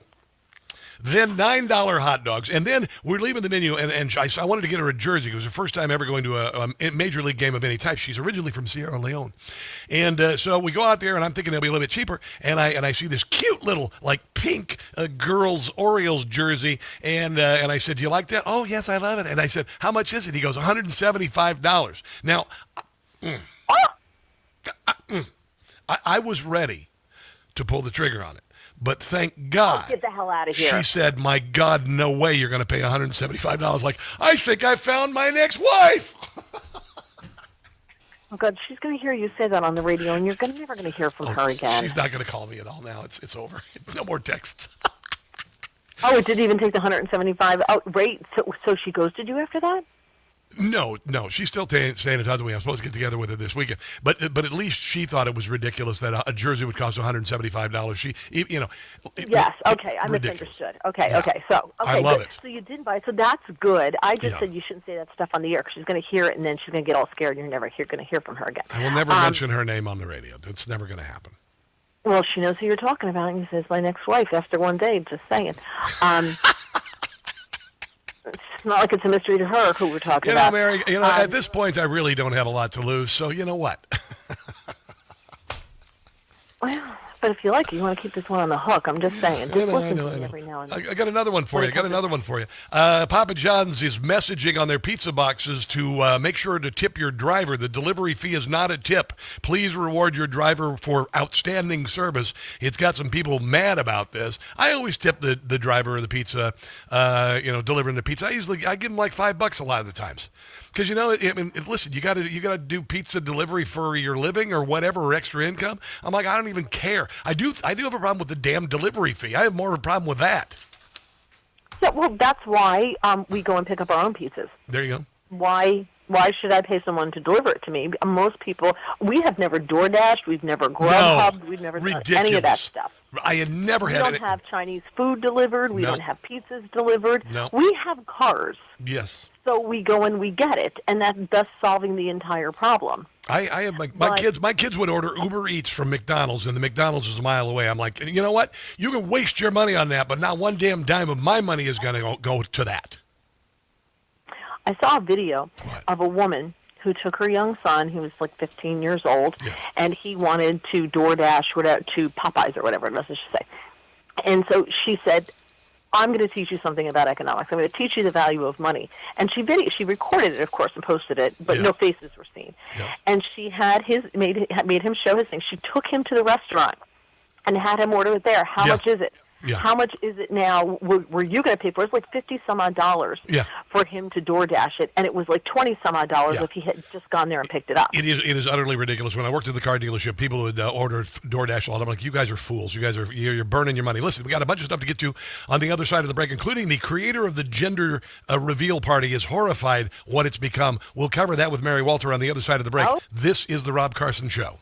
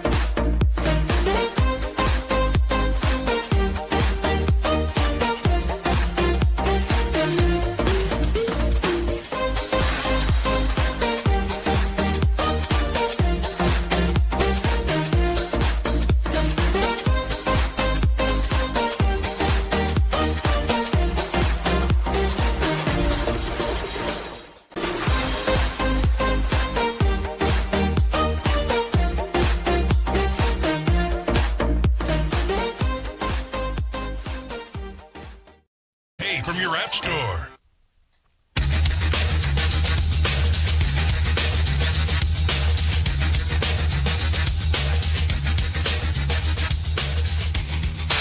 Friday edition of the Rob Carson Show. More with Mary Walter in one moment, but I want you to get in my bed. I know that being suggestive like that could actually happen. Me sharing a bed with a female. I know it's not going to happen, but I'm going to tell you right now, I'm sleeping like I never have before. Absolutely beautifully. I have this routine now that I usually wake up at some point in the middle of the night after a glorious dream, and I'll be like wake up mid dream, and I'll go, okay, this is cool because I'm not going to be up until the break of day, so I'm going to go get a little glass of milk, and then I'm going to get right back into the ghost bed, and I'm going to go right to sleep and sleep until 7:30 in the morning. It is ridiculously, amazingly awesome. The best mattress I've had in my entire life. I mean, I knew it was going to be good. Had no idea it was going to be this good. Keeps you cool when it's hot. Keeps you warm when it's cold. The other day, we had a freeze warming. I left the window open, and it was chilly, but it was toasty in my ghost bed. You want to save 10% on this American-made mattress that you're going to love more than anything, I swear to God. Ghostbed.com/Carson. Ghostbed.com/Carson. You have to have... Mary Walter, are you happy with your mattress, by the way? Yes, I am. Oh, all right. Well, if you ever need a ghost bed, I might have to see if I can get you one, because I'm going to tell you, it's amazing. It is ridiculously amazing. It's just a shame that I will be in that bed alone probably the rest of my life. It doesn't sound pathetic at all. Especially with the woman I took to the baseball game. It's never going to happen. There you go. I have a question. When you get up and you make yourself some milk, when you wear that, are you in like a nightgown with one of those stocking caps on your head? I do. And do you warm it up over the fire? Yes, I have. On the stove, okay. I've got a stocking cap that I'm... Pa and his cap had just settled down for a long winter's nap, thank right? You. Yes. By the way, the creator of the gender reveal party is horrified what parents are doing right now. Her name is Jenna Karenidis. Was expecting her first baby. She decided to do a birthday cake and revealed a pink cake because it was a girl, right? And now she's seen the insanity, like multiple deaths and property destruction, including, remember that 47,000-acre fire? Can I just say, this generation, and I know, like I said, like I'm 10,000 years old, but why does everything have to be an event? Why is everything, like going to the prom, used to be like a guy would just come up to your locker and just say, you want to go to the prom with me, and that was it. Oh, yeah. Now it's a marching band and a hot air balloon and all this stuff, and it's got to be, it's a promposal now. Stupid. And you can't just go to the prom with somebody's mother driving you in their station wagon. Now it's got to be a limousine. Yeah, I know. And it's got to be all this stuff, and you have to, it's got to be a big thing. And then when they get, the engagement's a big thing, and it's got to be a video camera, and the whole family's got to be there. Yeah. And then when you have the bachelor party and bachelorette party, I had a brunch with my girlfriends, like my roommates from college. We had a brunch. That was my bachelorette party. Oh, nice. Now they go to like Paris for the weekend, or Vegas, or on a cruise, or this or that. That's a big thing. And then, of course, the wedding, which shockingly is really toning down now, the actual wedding itself.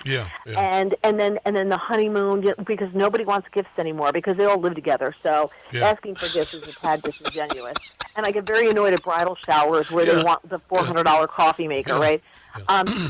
Because you've been living together for a while, and I ain't giving you dookie. I'll tell you what, the next time I experience intimacy, if I ever do, there's going to be balloons, there's going to be a marching man, the whole deal. I swear to God. I know, and it's sad. It's going to be very sad, too. Which way do you... But anyway, they want all this stuff. And now I get invitations for weddings. They don't register, but they would like you to contribute to their house or honeymoon fund. Shut up. I gave honeymoon money to my nephew. Now. I gave honeymoon to my nephew, but no, come on. That's ridiculous. I'm telling you. All right, I'm going to ask you this question. You see how I light her fuse and just let her go? See, this is why I occasionally have to talk over you. You do. Because I know if I stop, you're jumping in. Thank you. I can't breathe. I learned how to circular breathe just for this segment every Friday. Which way do you face in the shower? Scientists finally settled the debate. Which way do I face forward? Well, it depends on which direction the shower head is faced in, I guess. Also, it depends on which side you're washing. Apparently this is a debate. 2021 poll showing the nation really split on there. 44% of people face the shower, 43% turn away. What the hell? That leaves like 17% of somebody, I don't even know what the hell they're doing. Well, maybe they rotate, which I think most people do. But can I ask who commissioned this study? Did my tax dollars go to this? Because I'm going to be really mad if it did. It was probably Kohler faucets or something like that. Who cares? What's the difference? What is the point of this? Because these are these silly debates we get to online. Because you know what we need. Life is made up of mundanity, I should say, and then we need these little things. They're like the pumpkins they give to the tigers at the zoo in the fall, because they're so bored with their lives otherwise. That's what these things are. They're meant to, like holidays, kind of take away from the mundanity of our lives. Mundanity. I got to look that up and see if that's a real word. It is a word. Projecting that thing Girlfriend? into a noun that's not supposed to be a noun.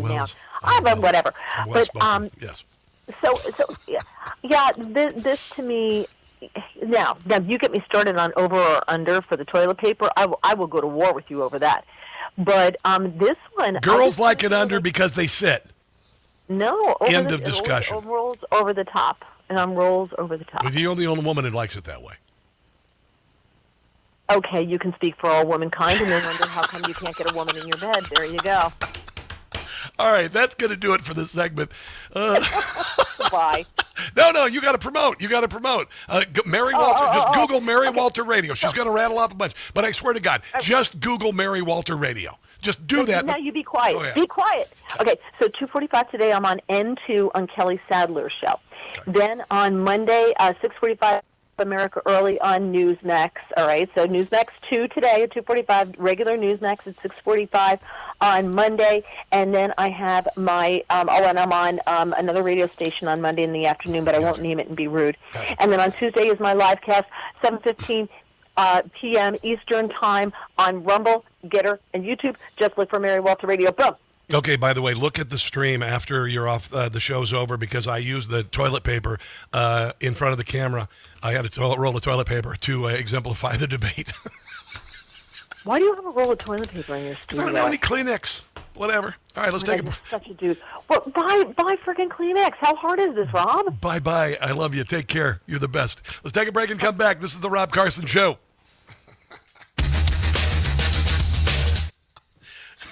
God, she's a trip.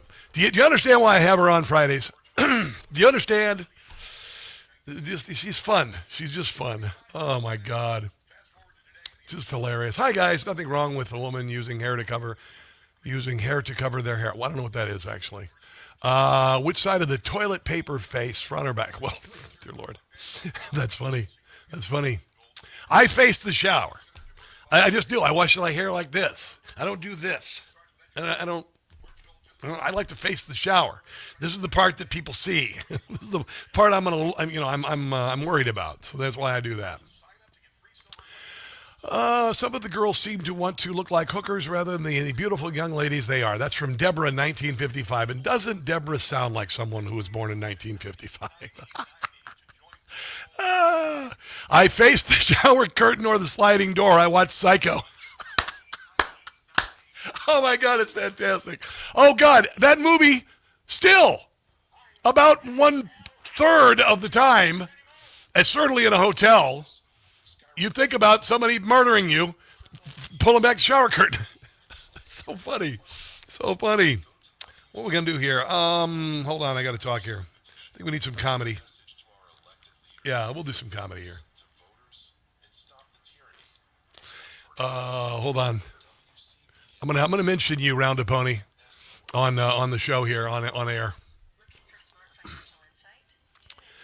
I like birds, by the way. I think birds are awesome. One year we had turkey vultures by the hundreds in our trees behind our house.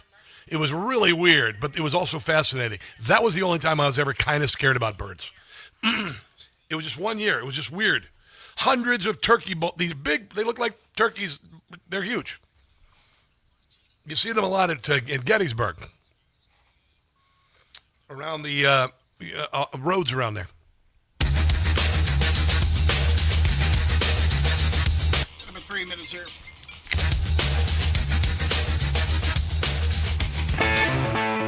So, we asked about do you face the shower head or do you face away from the shower head? And Round a Pony on Rumble in the chat said, I face the shower curtain over the sliding door. I watch Psycho. And, I mean, how many times do you think about that if you have a shower curtain? I mean, in your home, probably once a month you go, you think about that. But in a hotel room, almost every friggin' time, right? Right? Almost every single time you're in the shower, you think, oh, my God. Maybe that movie... That movie was messed up. It still is messed up. That is, and without all the gore and everything, just terrifying. And now they would complain because he's transgendered, and why would you portray him as a psycho?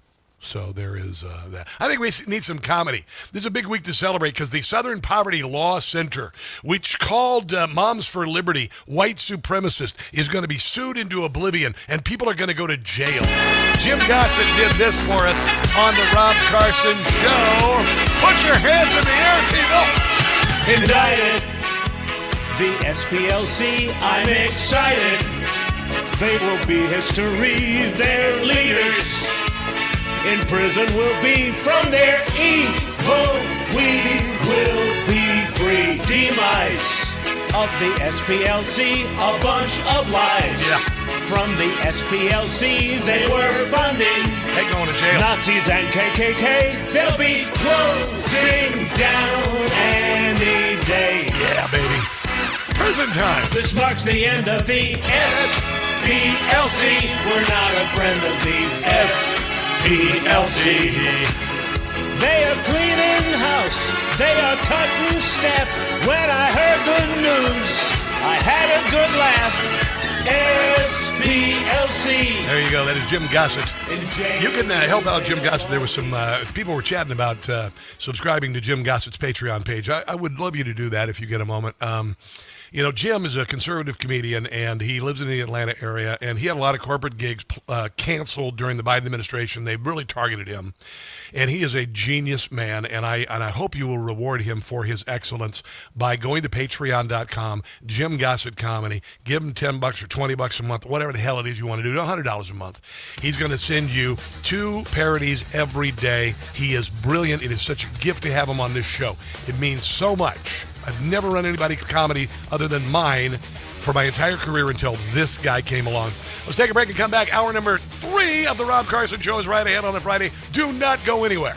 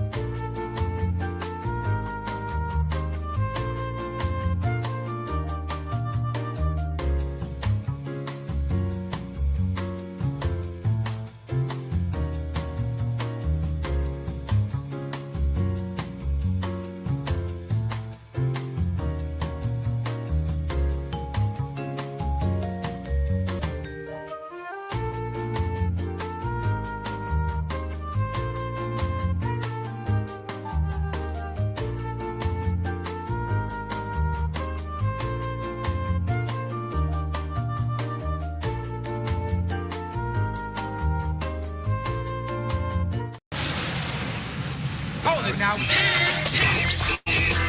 You are about to hear the most interesting, informative, thought-provoking, and funny show in America. On air and on the World Wide Web. This is the Rob Carson Show. And by the grace of God, it is finally Friday. Finally Friday! Welcome to the show, the third hour. Please come inside and enjoy. There's just a lot of stuff happening in the world, a lot of really cool things happening. The White House UFC given rare top-level security status, usually reserved for the Super Bowl. 90,000 fans set to descend on the South Lawn. June the 14th. That's my daughter's birthday. That's the president's birthday. What the what? I just got that. It's the president's birthday.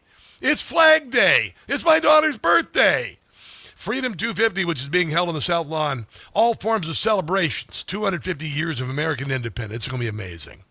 TMZ reports the show has been given a special Level 1 special event assessment rating, which is typically reserved for Super Bowl and major marathons. Security services will be tasked with keeping fighters and fans, which will include Donald Trump, safe at the time of heightened international tension. So there you go. Oh, this is going to be something else. This is so cool. And then in the fall, they're doing a Grand Prix race through the streets of D.C. Can you even imagine? I'm going to be down there for that. Oh, my gosh. Wow. It's just cool. I love it. I love the fact that, there's so much patriotism and pride happening in our country. And we started off the year, we had both hockey teams win gold at the Olympics. We had the Paralympics, the men's hockey team, they won gold. You've got so many just amazing things happening in the country. You've got freedom for the people of Venezuela, coming to Cuba, coming to Iran. You've got 250 years. You've got the SPLC is going down in flames. The Southern Poverty Law Center is being exposed for what it did to this, the abuses and usurpations. You've got a grand conspiracy case coming down against the deep state for going after Donald Trump and us. Southern border is closed. Washington, D.C. is spotless. It's spotless. It's so pretty here, man. A friend of mine is a preacher. I just met him a couple months ago.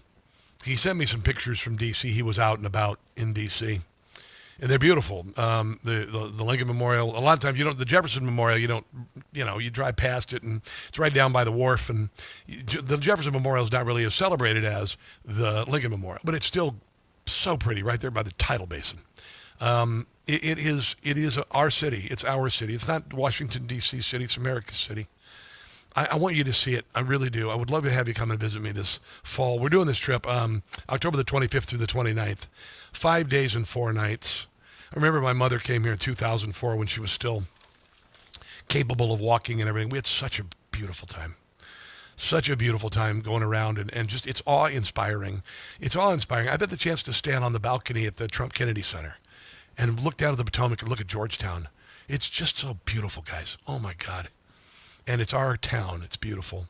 Guided tour of the U.S. Capitol. Visit Arlington National Cemetery for the Changing of the Guard. I was driving by Arlington. I drive by Arlington all the time. Oh, my gosh. I'm so blessed. I'm so blessed.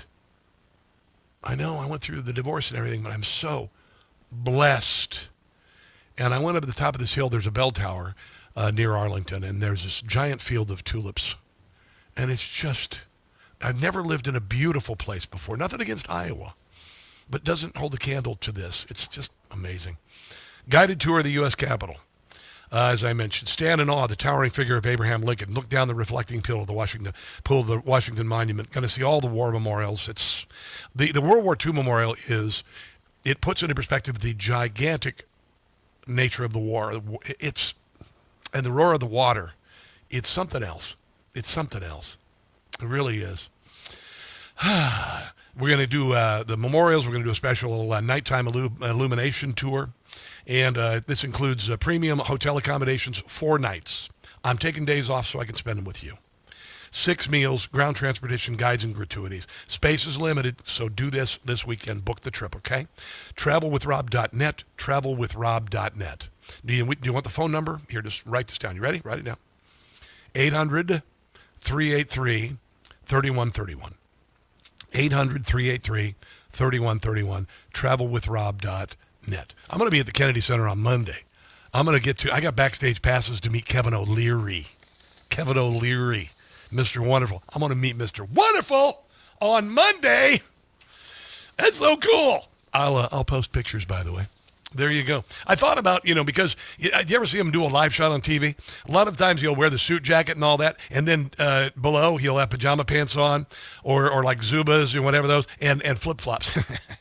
Thought about wearing that. I don't think I'm going to do that, though. I'm going to meet him. I was asked about my walk-on music today, by the way. I'm going to have my own walk-on music. So, if you're in the area, get tickets Monday night to the Kennedy Center. The Southern Popular Law Center is in deep doo-doo. This is, and MSNBC and CNN and all these letter networks are freaking out. They're acting like it's something. But they really, they are an evil organization. They may have originally done some good, but then they started telling, Moms for Liberty or one of these groups that they were white supremacists, and then they created they paid for, they bought and paid for Charlottesville so they could go after MAGA supporters and President Trump. They're an evil organization. And they're going to be driven out of business, and some of them are going to go to jail. By the grace of God, some of them are going to go to jail. Mike Davis was on with Steve Bannon. I had to hear Mike Davis's take on this because he's friggin' amazing. Todd Blanche, Trump's acting attorney general, who's off to a very, very strong start, and to Kash Patel, Trump's FBI director, who's always great. Yep. These allegations against the Southern Poverty Law Center are damning if they're true, because the allegations show that the SPLC told its donors that it's fighting racism when in fact it was funding racism. So George Clooney gave money indirectly to the KKK. We're going to talk about that with Christian Toto at the bottom of the hour. The SPLC was running out of racism in America, and that was hurting its ability to raise money and exert its power. So what did the SPLC do? According to the indictment, as announced by Todd Blanche, they manufactured racism. They did it, and they did it, and they did it to our kids. They divided us. They divided our kids. They said America was racist. They said America was all this. It was all a damned lie. It was all a bloody lie. And look at the destruction it caused. Look at the summer of 2020. Look at the violence it caused. Look at the nonsense it caused. Look at the absolute pain it caused for the police. Look at the absolute pain it caused for Moms for Liberty or TPUSA. And ultimately, it ended up essentially causing the death of Charlie Kirk. It did. That language was echoed by the shooter. It's been echoed by anyone committing acts of violence against conservatives, and they bought and paid for it, and shame on them. Absolutely shame on them. Here is Jack Posobiec talking to Steve Bannon about the death of Charlie Kirk and how indirectly SPLC and the Democrat Party 100% responsible for it. Put him on the hate map. They put a bullseye on him. They wanted Charlie Kirk taken out. They put a bullseye on him. Charlie Kirk, who's the most lived Christian I've ever seen in the public square, telling young people, you have to live your faith as a Christian. You can't get, I think, a holier guy than Charlie Kirk. Yeah. And a guy that... They killed him. You remember the day after he was murdered, and I said, they killed Charlie Kirk. Do you remember when I said that? That's what I said. I said, they killed Charlie Kirk. They, not he. They actually tried to bring people together. They put him on the hate map to target him because they understand. When they do it, I think it was in the spring and summer of 2025, correct? It was just a couple of months before he was assassinated because they understood the message of Charlie Kirk was resonating. Day of 25, and by Labor Day, Charlie was gone. Think about that. They know exactly what they're doing. All of it, by the way, they should be indicted. Yeah, they did the same thing with Donald Trump, calling him a fascist, MAGA fascist, Hitler, all this, and they tried to kill him twice. They tried to kill him twice. Susan Cork worked for the organization. This is her in 2022. This was the goal that became SPLC. I think by labeling that this is one of the biggest existential threats that is facing our democracy, I don't want to be an alarmist, but we're in a really precarious. Remember when Biden was calling it, saying it was the biggest threat, white supremacy, and I said immediately, this is absurd. It doesn't exist. It's lunatic fringe. It's even fewer than, guys who call themselves transgender. It's smaller than that. Place. The trends that we're watching that are really troubling are that no trend. This has become mainstream. These extreme, hateful, anti-democratic beliefs are now. You mean like come from the Democrat Party? When they say that America's racist and we need to shut down America and, whatever. Thoroughly infecting the mainstream, in particular the Republican, and Biden has been very clear about separating out the MAGA American. This is why he did the speech in front of Independence Hall and painted it red and called us, and I quote, MAGA fascists, enemies of democracy. You filthy, rotten Republicans. Our polling has shown that the majority, 7 out of 10 Republicans, believe the Great Replacement theory, which is a very dangerous white supremacist, racist. You call me a racist to my face. It ain't going to end well for you. Ideology, and that the idea of violence has become very normalized. On the left, $2 billion worth of damage, 30 people killed the summer of 2020, thousands of police officers injured. These MAGA Republicans believe that liberals and progressives are strategically replacing white conservative voters. No, not at all. To gain political power. Not at all. That then gives them the platform to be endorsing I hope she's violence. indicted too. I hope she's a part of this. I really do. Shame on her for saying that. And you know what? You don't need to take it anymore. You don't need to being called a racist. You don't need to feel like you need to defend America from these idiots. America is not a racist nation. Every nation has its faults. We were a slave nation. That was where it came. The whole world was at that time. Some of the colonies were not. They were not slave states. They were not slave colonies before the Declaration of Independence. So there you go. SPLC. I hope they shut you down, bankrupt you, and a lot of you go to jail. Amen, brother. The retribution is finally here. Let's take a break and come back. This is the Rob Carson Show.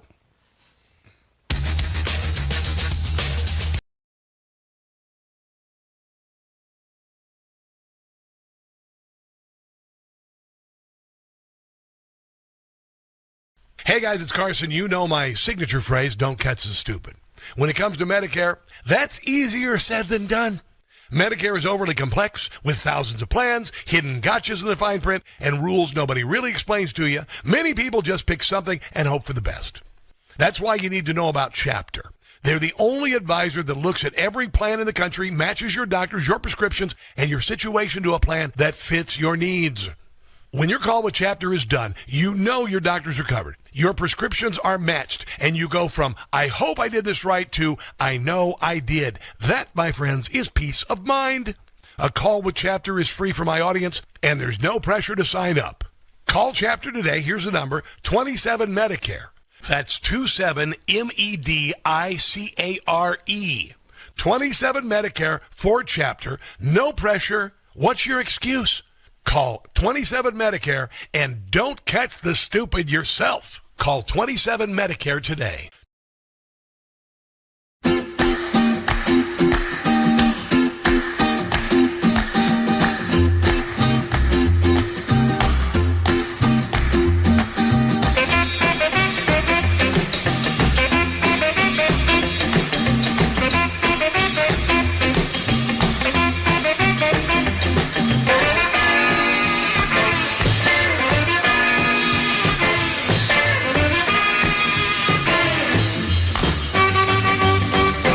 Deported.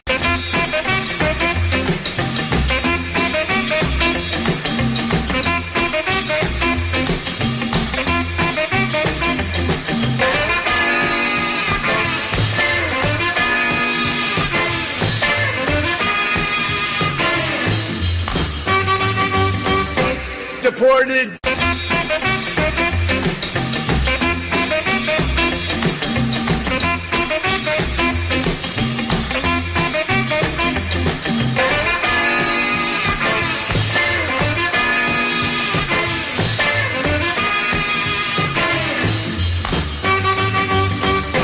Deported.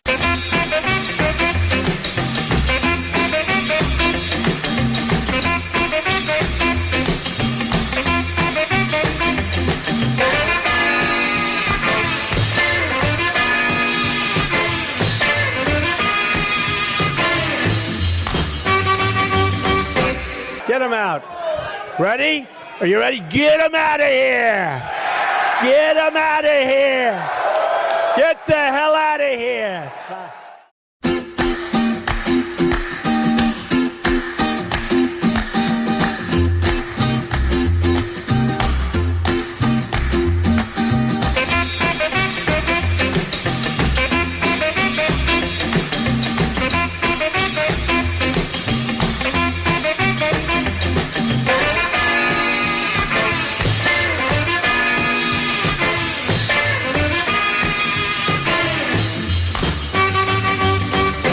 Deported.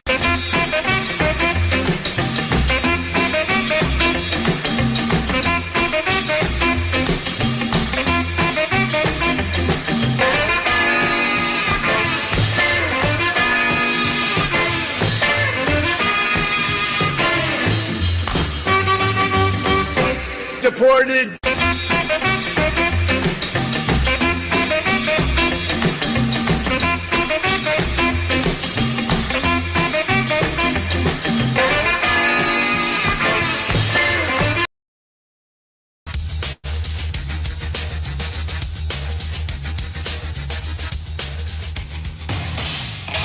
Relentlessly slowing the spread of the stupid every day.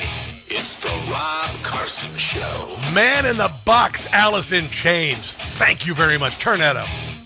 Ooh. Oh, my goodness. Can't get enough of it. Oh.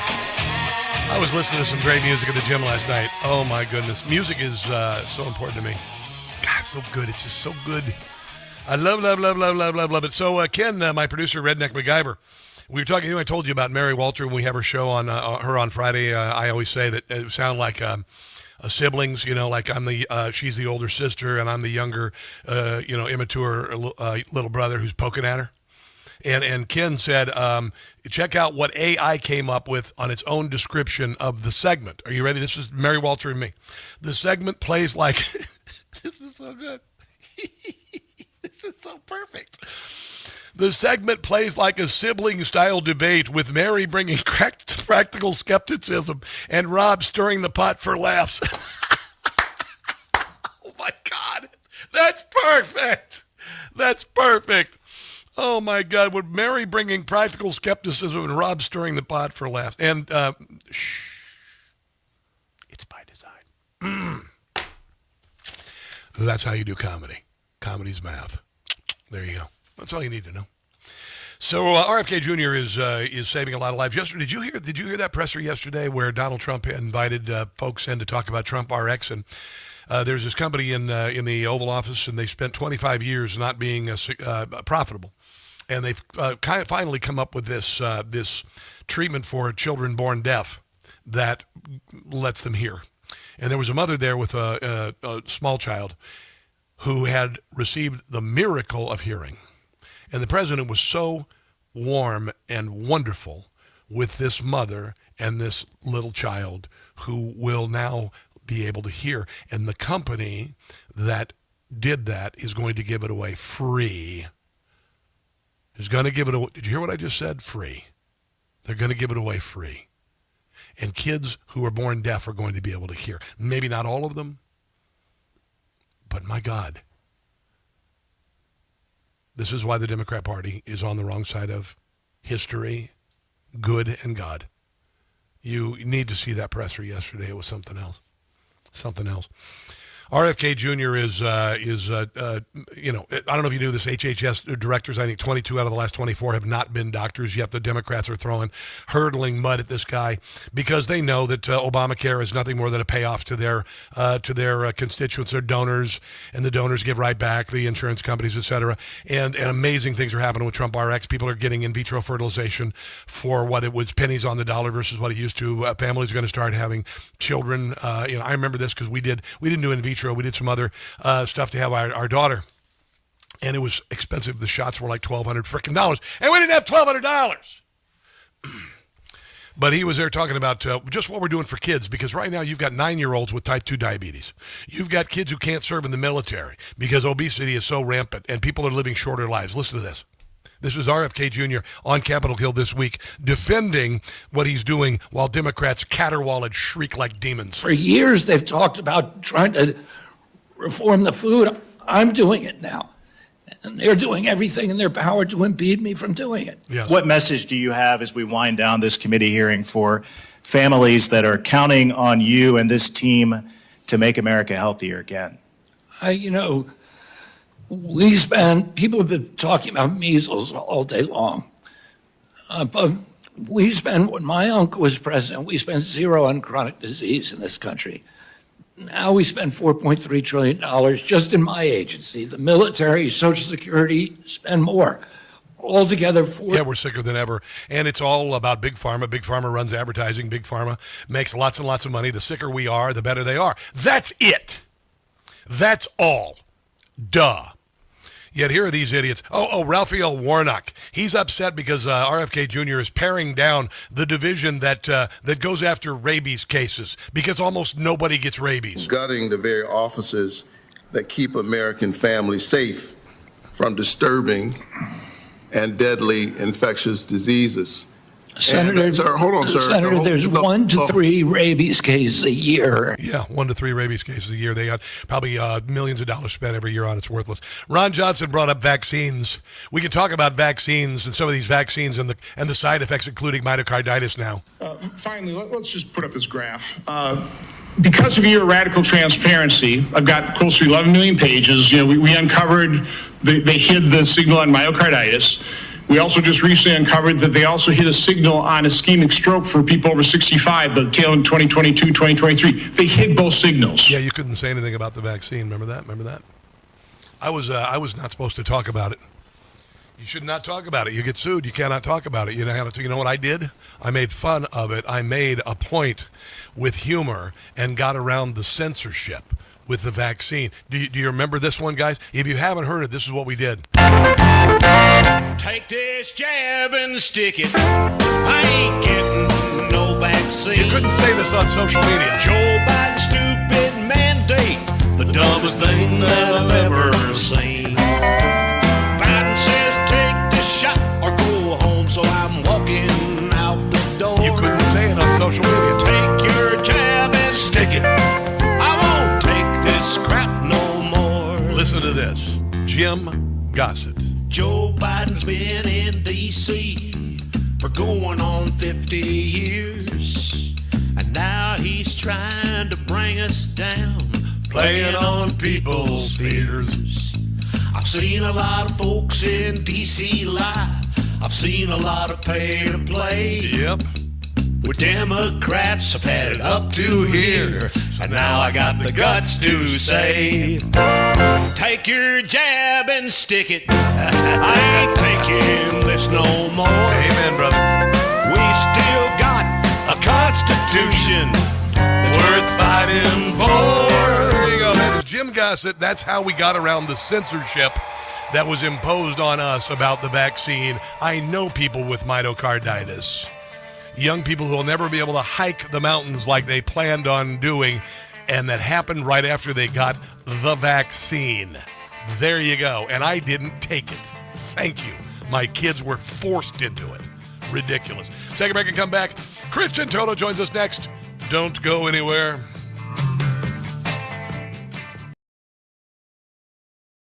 Hey guys, it's Carson. I just got a ghost bed. Yeah, no, pay attention here, because I've been sleeping on a foam mattress since I moved to the Washington, D.C. area, which is like sleeping on the sponge in your sink.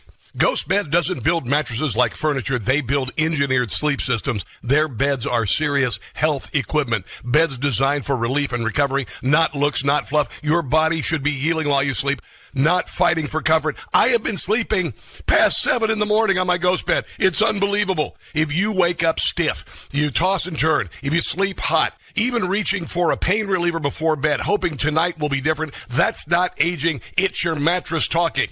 Another great thing I love about Ghost Bed, you get 101 nights to try it at home. If you don't like the difference, you can send it back risk-free. Ghost Bed is offering my audience their lowest prices of the season, plus an extra 10% off. Go to ghostbed.com/Carson. Use promo code Carson. That's ghostbed.com/Carson, promo code Carson. You are going to love your new ghost bed.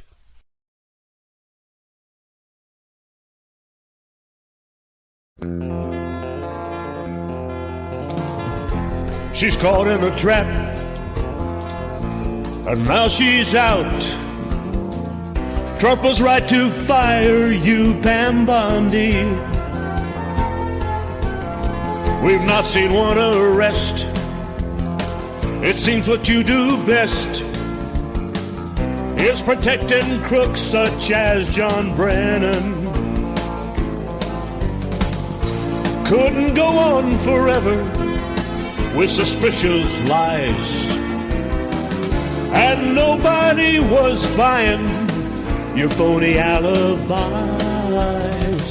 Epstein's client list you said did not exist, contradicting everything you told us. You really changed your tune. Only a buffoon would not suspect that something's fishy. No one has been indicted. You didn't even try. So hit the road, Pam Bondi. Time to say goodbye.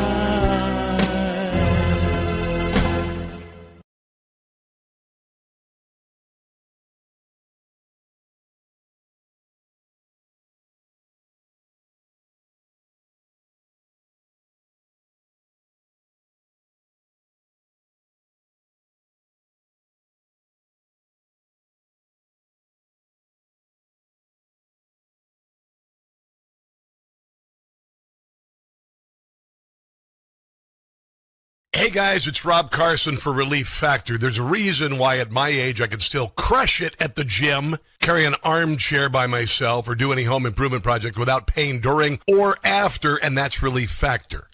When it comes to supplements, the two things that matter most, it works and you trust it. Relief Factor was created by a combat wounded Vietnam veteran. He decided to become a doctor simply to help people, to heal them. If pain is holding you back, find out why so many people, including me, make Relief Factor a part of their daily routine. Try the 3-week quick start today. Go to relieffactor.com. That's relieffactor.com, or call 800-4RELIEF. That's 800-4RELIEF for Relief Factor.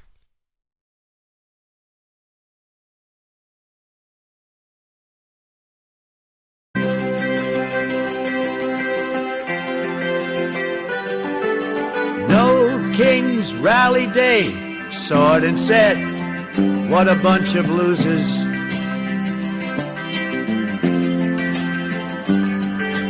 Most of them are unemployed, drug addicts, and also boozers.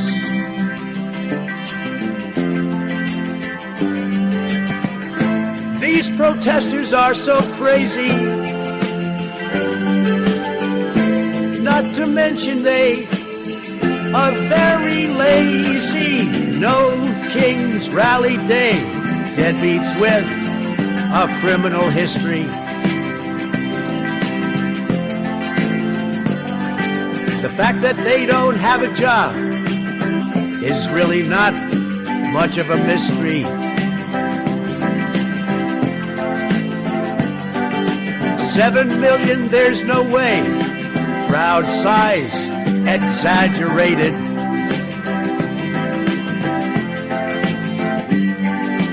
Most of them were elderly and heavily medicated. Friday. I don't know if you knew this, but this weekend is the White House Correspondents' Dinner. I was supposed to go, but my table got canceled.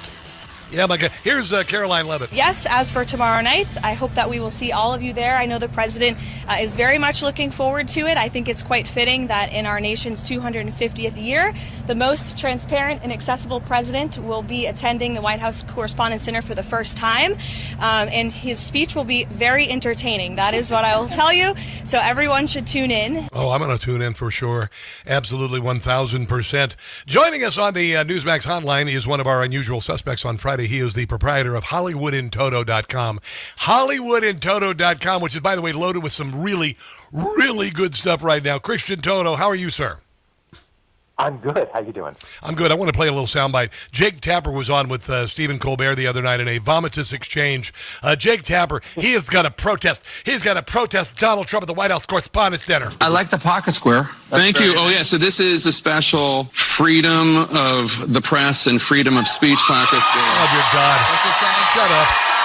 Show them over there. The fluffed crowd. There are a bunch of us that are going to be wearing these. These are from the Reporters Committee for the Free Press. Oh, okay. And because there might be some guests there that are unfamiliar. This is the first time that the president is going to be attending, right?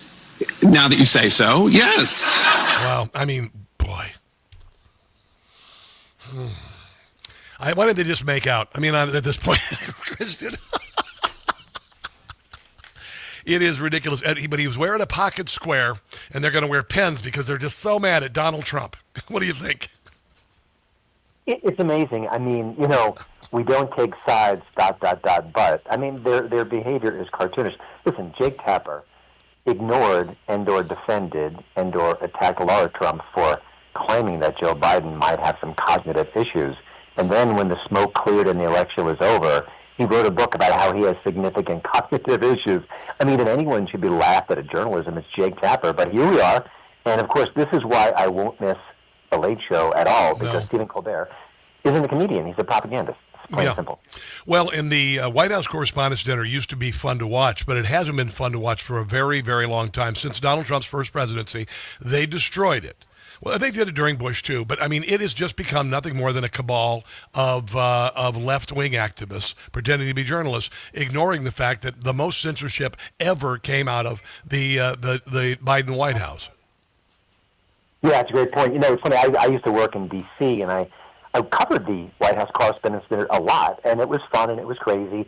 And I did notice that when there was a Democrat in the White House, you had a lot of celebrities there, big names. I mean, that's where Harrison Ford, John Waters, Stephen Colbert. And then when the Republicans are in the White House, the celebrity quotient drops dramatically. So it'll be very interesting to see who shows up this weekend. I think it's great. I would honestly, there's no celebrity that I would care to meet particularly. I mean, after a while, you know as well as I do that when you meet celebrities, they're most uninteresting people generally because all they want to talk about is themselves or what movie they're doing. It really is. Harrison Ford, 3 questions. When I kind of pushed past the crowd to get to him. 3 questions, he gave me 3 one-word answers. So that wasn't exactly my finest moment as a celebrity interviewer. Well, when you get to know celebrities, what I like to say is, if you're starstruck by a celebrity, just remember they poop too.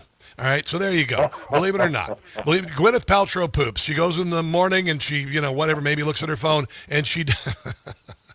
And then I also a special candle to kind of kill that smell. Yes, of course, some candles made out of some sort of bodily fluid that she's excreted. Whatever, she's a freak. She's a freak. She might make candles out of her own poo. I have no idea, but that's it.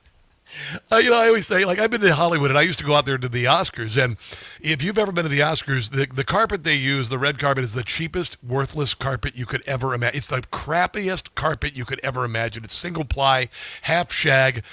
I mean, probably catches fire easily if you drop a cigarette on it. And I'd go out there and you see these celebrities. And I always say the most interesting people I meet when I fly to Hollywood or I go to D.C. or whatever, I live in D.C., are the people who drive me to and from the airport. They're the most interesting people. George Clooney, for instance. That's stories. Who gives a rat's behind about George Clooney? Who, by the way, and it's kind of funny, you mentioned to me, he may have actually helped fund the KKK. Oopsies. This Southern Poverty Law Center was paying the KKK, and George Clooney and others in Hollywood gave him money. Tell us about it. Yeah, he famously, with his wife, gave $1 million to the SPLC. And I think that was in 2017. And that money went into the purse or the wallet of the organization, which has been, according to the allegations, been funding these different hate groups while trying to expose these different hate groups. I mean, listen, in a sane world, the Variety and the Hollywood Reporter, which probably have, they probably got Clooney on speed dial, would call up his press people and say, hey, does George have a comment about this? But you don't get those stories because they don't want to pressure him, and they don't want to embarrass him. So they just ignore that and leaves it up to me to kind of mention the fact that it's pretty inconvenient. I think if I was doing an interview with George Clooney, if I was standing on the red carpet, I'd say, George, it would be much more efficient just to send the money to the KKK. Eliminate the middleman. I just think it's so beautiful. Oh, their virtue signaling imploded. Go ahead, sorry. That's right. I've met Clooney twice, and he couldn't have been nicer. He's actually very gracious to me. I don't think he's a bad dude, but certainly he's misguided. And listen, that's a question you need to ask him. If you're going to be political and you're going to kind of put yourself out there, then you have to take the questions that come along with it. So I lived in Cincinnati, Ohio. That's where George Clooney is from. I'm not meaning to pick on George Clooney. I'm talking. He's more of a metaphor for Hollywood. Okay, I'll just say they're probably going to. If I find out Jane Fonda, I'll devour her. But George Clooney's from Cincinnati, Ohio, and it's really funny because in the 80s, in the early 80s, before he became famous, he worked at a department store, and he worked in the shoe department, and women would go there to try on shoes because it was those days that the guy would go back and he'd get the shoes and he'd come out and he'd do the measuring and all, and they just wanted that guy, this really handsome guy, George Clooney, measuring their feet. It was real. It's real, dude. It's real. Isn't that hilarious? No judgment. It is just hilarious. But no, and his father, by the way, is a really nice guy. Or I'm not sure if he's still around. Nick is his dad. He ran for office unsuccessfully in the city of Cincinnati. But that's where George is from. So I didn't want to pick necessarily on George Clooney. But anyway. But Hollywood in general, their virtue signaling. They think, it's a Southern Poverty Law Center. I guess they should have maybe noticed when they made Moms for Liberty into white supremacist organization. I mean, really, Christian? Oh, I mean, I think they targeted both Charlie Kirk and TPUSA in recent months because they called them anti-government forces. We're conservative and we want to limit government. We're not sort of anti-government per se, but I mean that's just the way this organization rolled without any critics, without any scrutiny. But that's going to end right now. It is. I'm glad for it, actually. And hopefully this entire psy-op about racism and white supremacy is going to die soon. But Christian Toto, HollywoodandToto.com. I've got a few more stories that I want to talk to you about, including Bruce Springsteen's activism in his concerts is destroying his career. There's no doubt about it. That's coming up. Let's take a break and come back. This is The Rob Carson Show.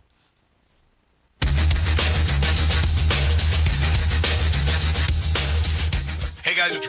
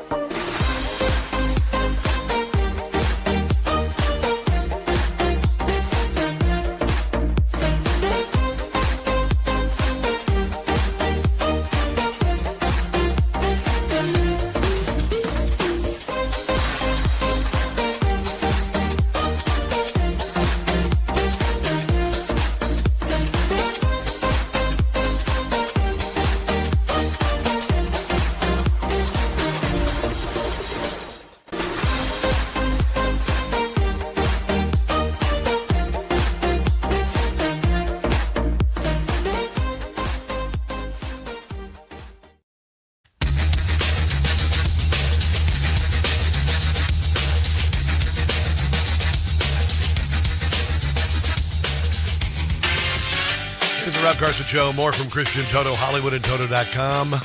Definitely make it a favorite on your browser. A couple of things going on with Birch Gold. Learn and Earn event is going on through the end of the month. If you want to learn more about investing in precious metals without any pressure, text my name, Rob, to 989898. It's going on until the 30th, okay? When there are constraints on commodities, prices surge. You saw it with fuel prices, the Straits of Hormuz being blockaded, etc. And you know what else is a commodity? Gold is a commodity. They mine it out of the ground. When it's gone, it's gone. Governments can't print gold.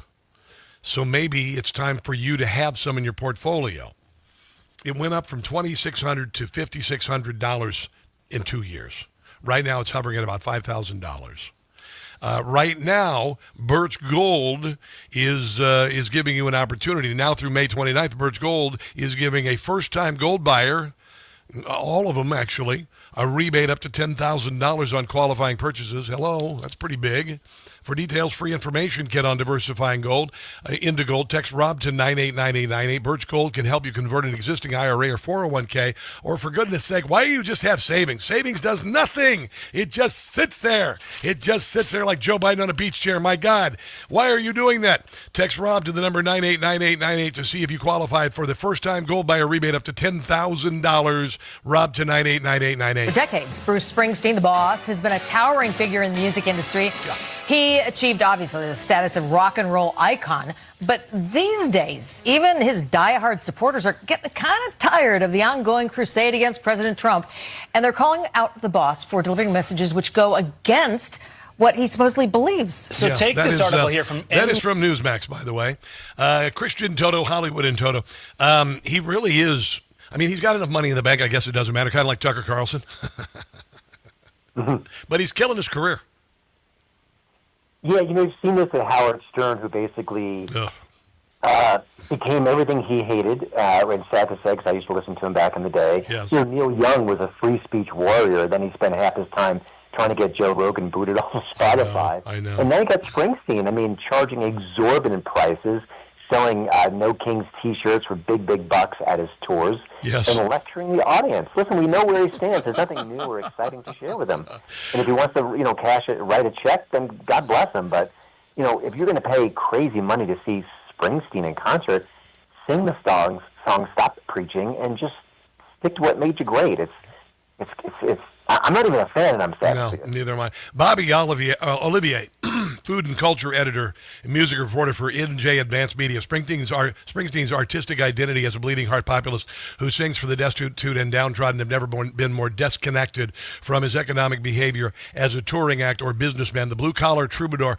now charges exorbitant amounts for his tickets, up to $2,900. Who the hell pays that kind of stuff? And then also, another thing, the unrecognizable reality of the 2026 Springsteen experience, coupled with the tour's political framing and exploitation of American division and outrage in a manner no better than any cable news pundit, is a damning contradiction, a lapse in logic that threatens to tarnish the final act of Bruce's career and is in no small tragedy for New Jersey's greatest rock star.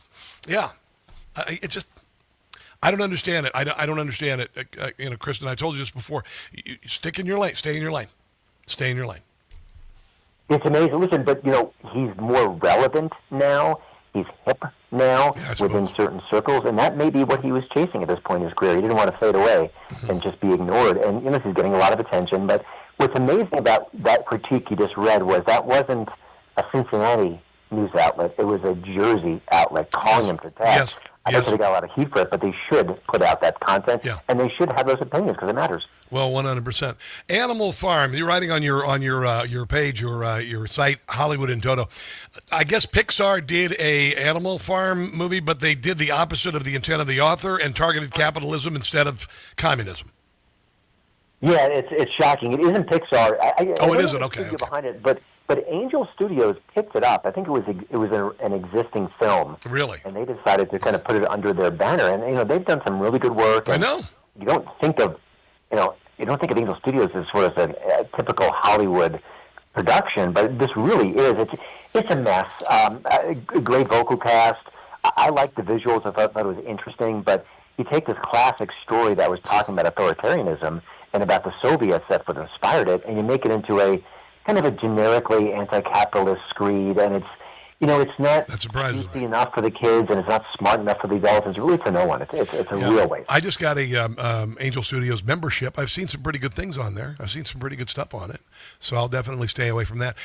Barry Wurst, a columnist, wrote about Logan's Run at 50, dystopian classic, never more relevant. And I'm telling you, brother, I remember seeing this movie as a kid. And what it was in the future, you had to be renewed at 30. They would kill people at 30 years old because they became worthless. And Logan decides to escape this society, goes out and sees the world and meets somebody who's actually aged. And it's very relevant in many ways. I don't know, maybe, look at Mondami voters. Right? Well, what's interesting is I think there's been talk of a reboot or a remake or something. I don't think we've seen it, and it seems really ripe for it because, listen, the special effects we have today can be amazing, and that's what was missing back in the original 1976 version with Michael York. They just didn't have the technology to make it look slick and impressive. They just had a great story with some ominous themes. Yes. Let's combine the two. Let's bring out those special effects and make another story that really kind of captures what that movie was all about. I don't see how it's not a slam dunk, but who knows? The movie that best captures American society during wokeness, which is beginning to ebb, is Demolition Man. With Sly Stallone and Wesley Snipes. It is woke culture. It is an absolute reflection of wokeism, language police, the whole bloody thing. That movie is so gosh darn timely. You can look at it again and again and again, again and again and again, and it is timely as ever today. Have you seen that?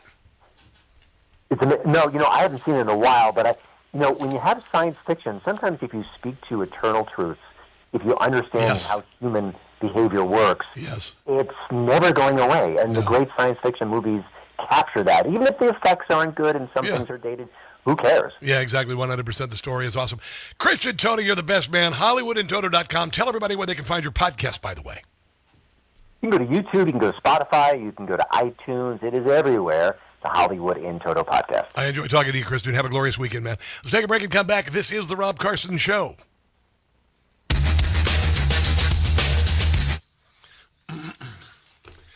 Have you seen Demolition Man?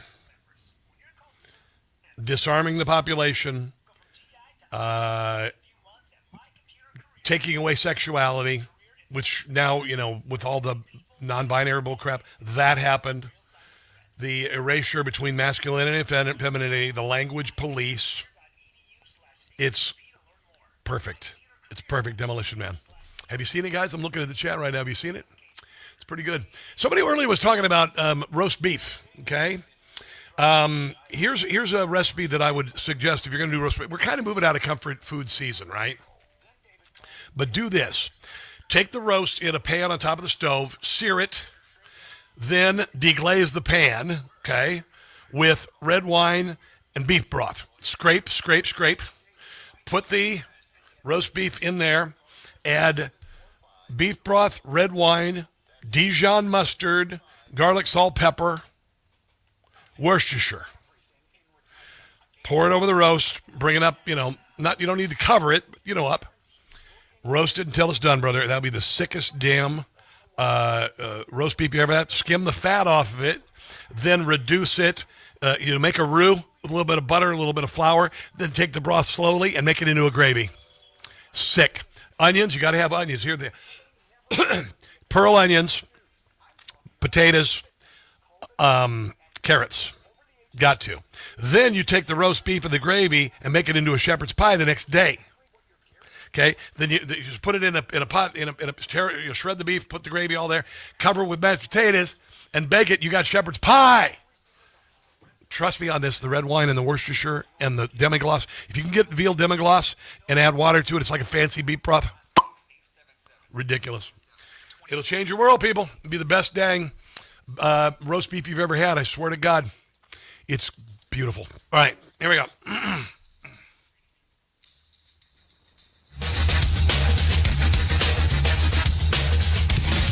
Here's the Rob Carson Show. Make sure to check out my radio show. Dear Lord, Rob. Clear your mind, free your mind, and the rest will follow. Watch my TV show, Rob Carson's What in the World. Rob Carson's What in the World on Newsmax, 3 o'clock in the afternoon on Saturday, 8:30 p.m. Sunday night. Okay? I want to share something real quick. I told you about my Easter where I felt like I was steered to a church. And I went, and I've had a course correction happen in my life that's been pretty remarkable. I haven't shared a lot about it with you. The other day I went to the church. I've been stopping at the sanctuary, and every day that I stop in, there's a space right in front of the door, and I go right in and I pray. And one thing that I haven't done, because I'm so busy and I pray for others and all this, I haven't taken the time to confess, even though I know God knows the sins of my past. I haven't taken the time to confess them to him and to say, I regret them. And I had this conversation with God, and my mind is busy all the time. You know this, you can tell, right? My mind is busy. Even when I'm praying, I sometimes can't focus. And when I pray every night about a half an hour before I go to bed, and my mind is busy and I'm distracted. And when I said, I'm sorry for the things I've done in the past, and I am asking to be forgiven, my mind completely emptied. And it felt for a moment like I was alone in a room with God. It was something else. I wanted to share that with you because, I've been through a lot, all this, and you're going through a lot. I mean, somebody online said they're, dying of pancreatitis and all of that. We all have our burdens to bear. But that happened to me, and I wanted to share it with you. There's a great awakening happening, and I am here. I know I am here. I got a little off course, got divorced, and all of this. I'm here to entertain, inform, and motivate. I'm here to witness. And I'm going to do everything I can every day, because this show is not about me. It's about us. I do mean that. I do mean that more than anything.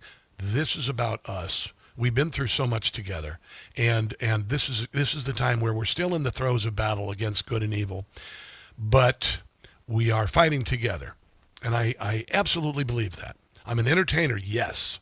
I moved to D.C. for a reason, though, and I know it was for this, and I got a course correction from God. I'll share all the details eventually, but it's really something else. The last few weeks is something else. That's going to do it for the show.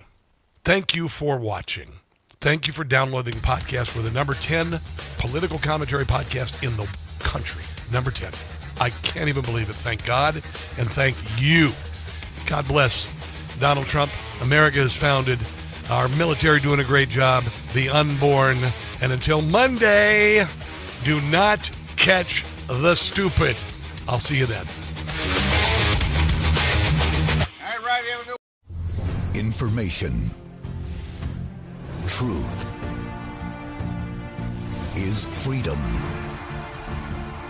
Is Newsmax. It's real news for real people.